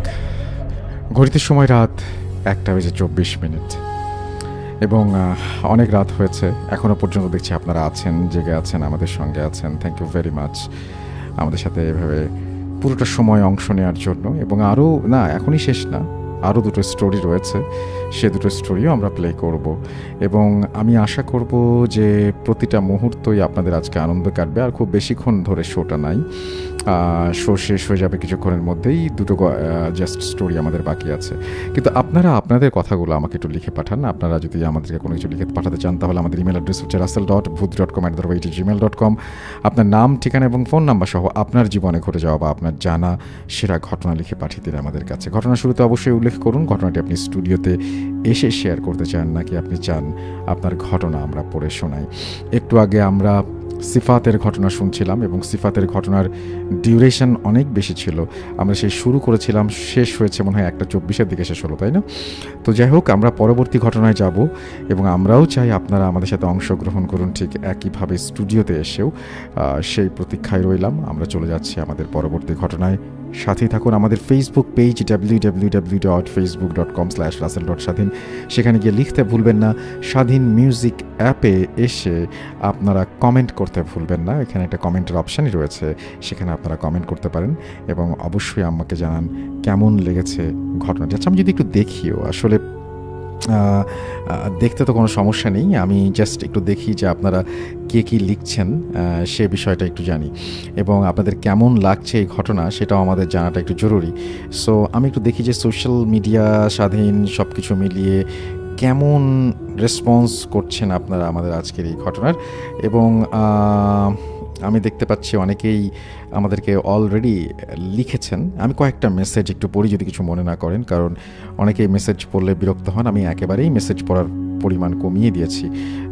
তারপরে একটু দেখি যে এই ঘটনাগুলো আমাদের আজকের যে এপিসোড, সেই এপিসোড নিয়ে লিখছেন যে জুবাইর ইসলাম লিখেছেন লাভ ইউ বস, আশিকুল ইসলাম আকাশ লিখেছেন ফাইনালি, সঞ্জিদা শান্তা লিখেছেন কোথায় হয় কেউ একটু বলবেন। স্বাধীন মিউজিক অ্যাপে হয় ভাই, এটা একটু কেউ লিখে দেন প্লিজ। আমার মনে হয় লিখে দিয়েছেন, কারণ অনেকগুলো 6টা রিপ্লাই দেখতে পাচ্ছি এখানে। ছোটোবেলা থেকে একমাত্র শোয়ের পেছনে পড়ে আছি লিখেছেন এমডি সাদ মল্লিক। আমিও ভাই একদম আমার শুরু থেকে শেষ পর্যন্ত আমি এই ভূত.com ভূতের এই শো নিয়েই পড়ে আছি, আর কিছু করিনি। আমাদের সাথে আছেন দেখতে পাচ্ছি রাতিনুর রহমান রিয়াদ, এবং তিনি বলছেন I have been waiting for this day for a long time. Oh, thank you so much. Sanjid Imran আমাদের লিখেছেন লাভ ফ্রম রাজশাহী। আমাদের সাথে দেখতে পাচ্ছি যে এমডি ফত্তার অদম্য আমাদের সাথে লিখেছেন অপেক্ষায় থাকলাম। এগুলো অনেক আগের মেসেজ, এবং আমি যদি একটু নতুন মেসেজের দিকে যাই তাহলে দেখতে পারবো যে এমডি ইনামুল ইসলাম আমার সাথে লিখছেন যে লাইভ ভিডিও পেতে চান স্বাধীন থেকে। এটা তো আসলে অডিও শো ভাই। আমাদের সাথে আছেন দেখতে পাচ্ছি সোহান লিখেছেন যে কালো অধ্যায়ের দ্বিতীয় পার্ট কবে শুনতে পাবো। আমি জানিয়ে দিলাম আমাদের মডারেটরদের, দেখা যাক কবে শুনতে পান আপনারা। ওবায়দুল খান আমাদের লিখেছেন রাসেল ভাই কখন রাত 11:59 বাজবে আর কখন শুনতে পারবো, অপেক্ষা করতে পারছি না। এগুলোই ছিল নিউয়েস্ট। এবং যদি আমরা বলি যে একদম রিসেন্ট পোস্ট থেকে যদি আমরা কিছু পড়ি, সেখানেও আপনারা লিখছেন দেখতে পাচ্ছি। এমডি ওয়াসিম আমাদের সাথে আছেন, আমাদের সাথে আরও অনেকেই আছেন। আসলে আজকে আমাদের অনেকগুলো পোস্ট হয়ে গেছে পরপর। দেখতে পাচ্ছি যে সেফ এমডি নাদিম মাহমুদ লিখেছেন আজ অনেক কষ্ট করে লগ ইন করে শুনেছি। কেন ভাই? এমডি সেলিম এসকে লিখেছেন পুরান ঢাকার নারিন্দা থেকে সাথে আছি। MD Selim SK I love ভূত.com বলেছেন। আর কালো অধ্যায় রাব্বি মাত্র জানাই দিল যে এটা একদম ঠিকঠাক হয়ে গেছে, আগামী সপ্তাহে আপনারা শুনতে পারবেন কালো অধ্যায়।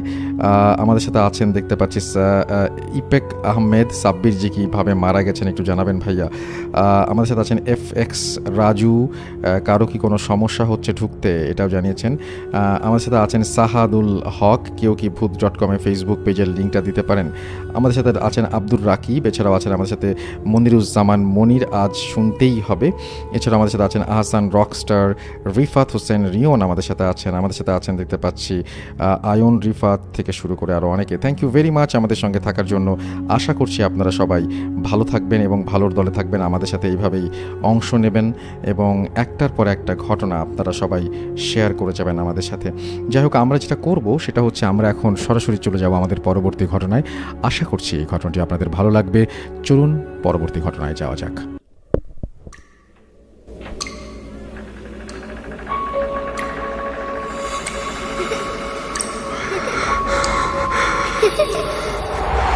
লুকোচুরি খেলবে?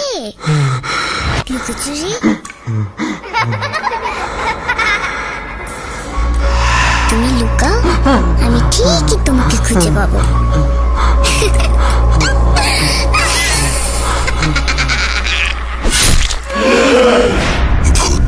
Voot.com with Russell. আসসালামু আলাইকুম। রাসেল ভাই, আশা করি ভালো আছেন। আর voot.com এর সমস্ত শ্রোতাকে আমার আন্তরিক শুভেচ্ছা। ঘটনাটা আসলে আমি এবং আমার এক ফ্রেন্ডের সাথেই ঘটা। আমার ফ্রেন্ড আর আমি একটা ফ্ল্যাট শেয়ার করে থাকতাম, সাবলেট আর কি। তো আমরা একটা বাসা দেখি, বাসাটা ইনস্ট্যান্ট খালি ছিল, তাই ওর সময় মতো বাসাতে উঠে যায়। 1 তারিখ হওয়ার 20 কি 21 তারিখের দিকে উঠে যায়, 9 দিন আগেই। তো আমি ডিসাইড করি যে না, আমি আসলে 1 তারিখেই উঠবো। তো আসলে বাসাটা হলো গিয়ে সাভার থানা স্ট্যান্ডে। বাসার মালিক হিন্দু, আর বেশিরভাগ ভাড়াটিয়াই ওখানে সনাতন ধর্ম অবলম্বনকারী। তো যখন বাসাটা নিব তখন আমার কাছে একটু খটকা লাগে। আসলে বাসা ভাড়াটা অনেক কম ছিল, মাত্র 4,500 টাকা। 3টা রুমের বাসা, ফুল টাইলস করা, কিন্তু বাসাটা একটু পুরাতন মডেলের। যাই হোক, কম দামে বাসা পেয়ে আমরা এরকম এদিক ওদিক না ভেবে বাসাটা আসলে ভাড়া নিয়ে নিই। তো আমার ফ্রেন্ড ও তো বাসায় উঠে যায়। ওই সময় আসলে ওর ওয়াইফ, ওর বাচ্চা দুইজনই শ্বশুর বাড়িতে ছিল, ওর শ্বশুর বাড়িতে ছিল। এর জন্য ওর আসলে একা থাকা পড়ে। তো এরকম যেদিন বাসায় আমরা আসলে, ও যেদিন বাসায় ওঠে সেদিন কোনো মতো একটু কল থেকে পানি পড়ার আওয়াজ, ঠিক আছে, বারবার বন্ধ করার পরও টেপটা অটোমেটিকলি আবার চালু হয়ে যায়। তো এরকম জিনিস বলে, তো বলার পরে আমি এরকম প্রাধান্য দিই না। তো রাত্রে পরের দিন আর কি, রাত্রে এরকম করতে পারে যে আসলে টিভি চলতেছে, টিভির যে একটা আলো, ঠিক আছে, ব্রাইটনেস কমানো ছিল, এই আলোতে একটা জিনিস নোটিস করতে পারে যে আসলে ওর পায়ের সামনে একটা মেয়ে চুলটা ছাড়া, তো ওই মেয়েটার চুলগুলো ওর পায়ের সাথে এরকম লাগতেছে। তো আমাকে এরকম ফোন করে, ফোন না আসলে টেক্সট করে যে বাসায় একটু সমস্যা আছে, তুই তাড়াতাড়ি আয়। তো আমি ওর কথা শুনে যে যত তাড়াতাড়ি পারি, তখন 12টার উপরে বাজে। তো আমি যত তাড়াতাড়ি পারি, ঠিক আছে, ওইখানে যাওয়ার চেষ্টা করি ওর বাসায়।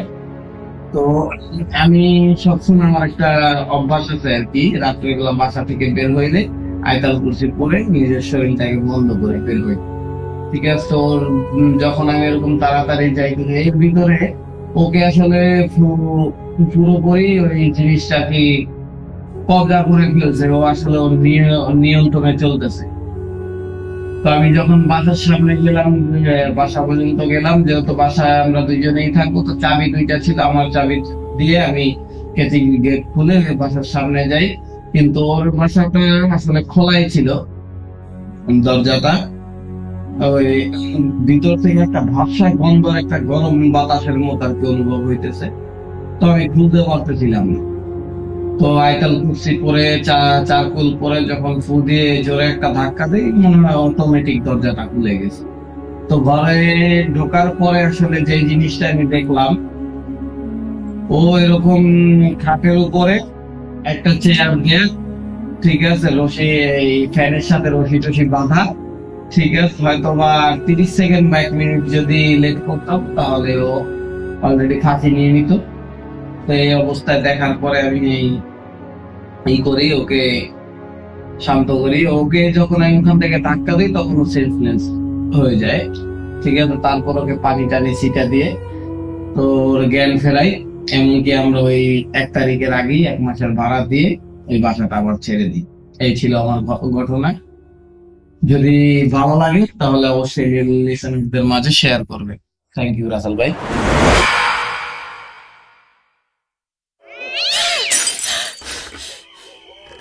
আজ আবার শুনতে পাচ্ছেন শব্দটা?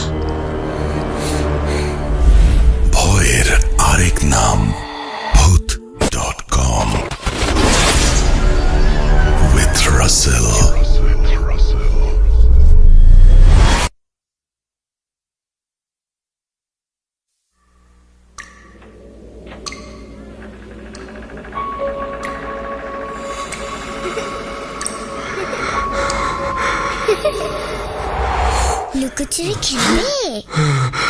লুকোচুরি? তুমি লুকাও, আমি ঠিকই তোমাকে খুঁজে পাবো।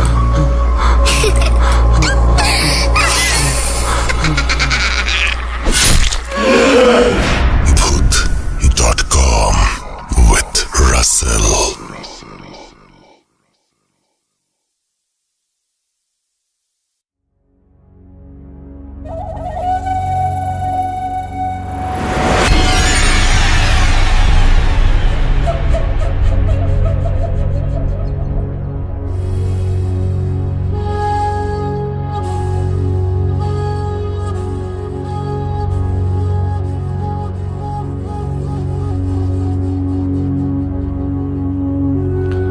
Welcome back. আপনাদের সবাইকে আরও একবার স্বাগত জানাচ্ছি। আমি রাসেল। আশা করছি আপনারা সবাই ভালো আছেন এবং ভালোর দলে আছেন।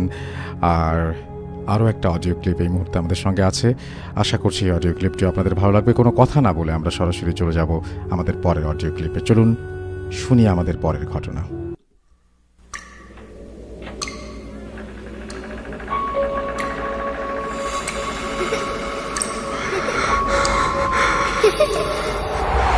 লুকোচুরি খেলবে? লুকোচুরি? তুমি লুকাও, আমি ঠিকই তোমাকে খুঁজে পাবো।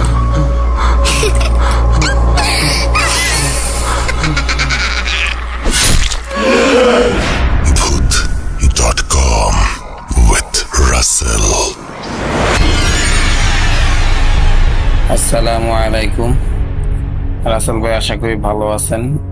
আর ভূত.com এর সমস্ত শ্রোতাকে আমার আন্তরিক শুভেচ্ছা। ঘটনাটা আসলে আমি এবং আমার এক ফ্রেন্ডের সাথেই ঘটা। আমার ফ্রেন্ড আর আমি একটা ফ্ল্যাট শেয়ার করে থাকতাম, সাবলেট আর কি। তো আমরা একটা বাসা দেখি, বাসাটা ইনস্ট্যান্ট খালি ছিল, তাই ওর সময় মতো বাসাতে উঠে যায়। 1 তারিখ হওয়ার 20 কি 21 তারিখের দিকে উঠে যায়, 9 দিন আগেই। তো আমি ডিসাইড করি যে না, আমি আসলে 1 তারিখেই উঠবো। তো আসলে বাসাটা হলো গিয়ে সাভার থানা স্ট্যান্ডে। বাসার মালিক হিন্দু, আর বেশিরভাগ ভাড়াটিয়াই ওখানে সনাতন ধর্ম অবলম্বনকারী। তো যখন বাসাটা নিব তখন আমার কাছে একটু খটকা লাগে। আসলে বাসা ভাড়াটা অনেক কম ছিল, মাত্র 4,500 টাকা। 3টা রুমের বাসা, ফুল টাইলস করা, কিন্তু বাসাটা একটু পুরাতন মডেলের। যাই হোক, কম দামে বাসা পেয়ে আমরা এরকম এদিক ওদিক না ভেবে বাসাটা আসলে ভাড়া নিয়ে নেই। তো আমার ফ্রেন্ড ও তো বাসায় উঠে যায়। ওই সময় আসলে ওর ওয়াইফ, ওর বাচ্চা দুইজনই শ্বশুর বাড়িতে ছিল, ওর শ্বশুর বাড়িতে ছিল। এর জন্য ওর আসলে একা থাকা পড়ে। তো এরকম যেদিন বাসায় আমরা আসলে, ও যেদিন বাসায় ওঠে সেদিন কোনো মতো একটু কল থেকে পানি পড়ার আওয়াজ, ঠিক আছে, বারবার বন্ধ করার পর টেপটা অটোমেটিকলি আবার চালু হয়ে যায়। তো এরকম জিনিস বলে, তো বলার পরে আমি ওরকম পালানো দেই না। তো রাত্রে পরের দিন আর কি, রাত্রে এরকম করতে পারে যে আসলে টিভি চলতেছে, টিভির যে একটা আলো, ঠিক আছে, ব্রাইটনেস কমানো ছিল, এই আলোতে একটা জিনিস নোটিস করতে পারে যে আসলে ওর পায়ের সামনে একটা মেয়ে চুলটা ছাড়া, তো ওই মেয়েটার চুলগুলো ওর পায়ের সাথে এরকম লাগতেছে। তো আমাকে এরকম ফোন করে, ফোন না আসলে টেক্সট করে যে বাসায় একটু সমস্যা আছে, তুই তাড়াতাড়ি আয়। তো আমি ওর কথা শুনে যে যত তাড়াতাড়ি পারি, তখন 12টার উপরে বাজে। তো আমি যত তাড়াতাড়ি পারি, ঠিক আছে, ওইখানে যাওয়ার চেষ্টা করি ওর বাসায়। তো আমি সবসময় আমার একটা অভ্যাস আছে আর কি, রাত্রিবেলা বাসা থেকে বের হইলে আয়তাল কুরসি পরে নিজের শরীরটাকে বন্ধ করে বের হই, ঠিক আছে। তো যখন আমি এরকম তাড়াতাড়ি যাই, এর ভিতরে ওকে আসলে পুরোপুরি ওই জিনিসটা কি কবজা করে ফেলছে, ও আসলে ওর নিয়ন্ত্রণে চলতেছে। তো আমি যখন বাসার সামনে গেলাম, বাসা পর্যন্ত গেলাম, যেহেতু বাসায় আমরা দুইজনেই থাকবো, তো চাবি দুইটা ছিল, আমার চাবি দিয়ে আমি গেট খুলে বাসার সামনে যাই। কিন্তু ওর বাসাটা আসলে খোলাই ছিল, দরজাটা। ওই ভিতর থেকে একটা ভাবসা গন্ধ, একটা গরম বাতাসের মতো আর কি অনুভব হইতেছে। তো আমি খুলতে পারতেছিলাম না। তো আইতাল কুর্সি পরে চারকুল পরে যখন ফু দিয়ে জোরে একটা ধাক্কা দিই, মনে হয় অটোমেটিক দরজাটা খুলে গেছে। তো ঘরে ঢোকার পরে আসলে যে জিনিসটা আমি দেখলাম, ও এরকম খাটের উপরে একটা চেয়ার দিয়ে, ঠিক আছে, রশি, এই ফ্যানের সাথে রশি টসি বাঁধা, ঠিক আছে, হয়তো বা 30 সেকেন্ড বা 1 মিনিট যদি লেট করতাম তাহলে ও অলরেডি ফাঁসি নিয়ে নিত। তো এই অবস্থায় দেখার পরে আমি এই করি, ওকে শান্ত করি। ওকে যখন আমি ওখান থেকে ধাক্কা দিই তখন ও সেন্সলেস হয়ে যায়, ঠিক আছে। তারপর ওকে পানি টানি ছিটা দিয়ে তো ওর জ্ঞান ফেরাই। এমনকি আমরা ওই 1 তারিখের আগেই 1 মাসের ভাড়া দিয়ে ওই বাসাটা আবার ছেড়ে দিই। এই ছিল আমার ঘটনা। যদি ভালো লাগে তাহলে অবশ্যই লিসেনারদের মাঝে শেয়ার করবে। থ্যাংক ইউ রাসেল ভাই।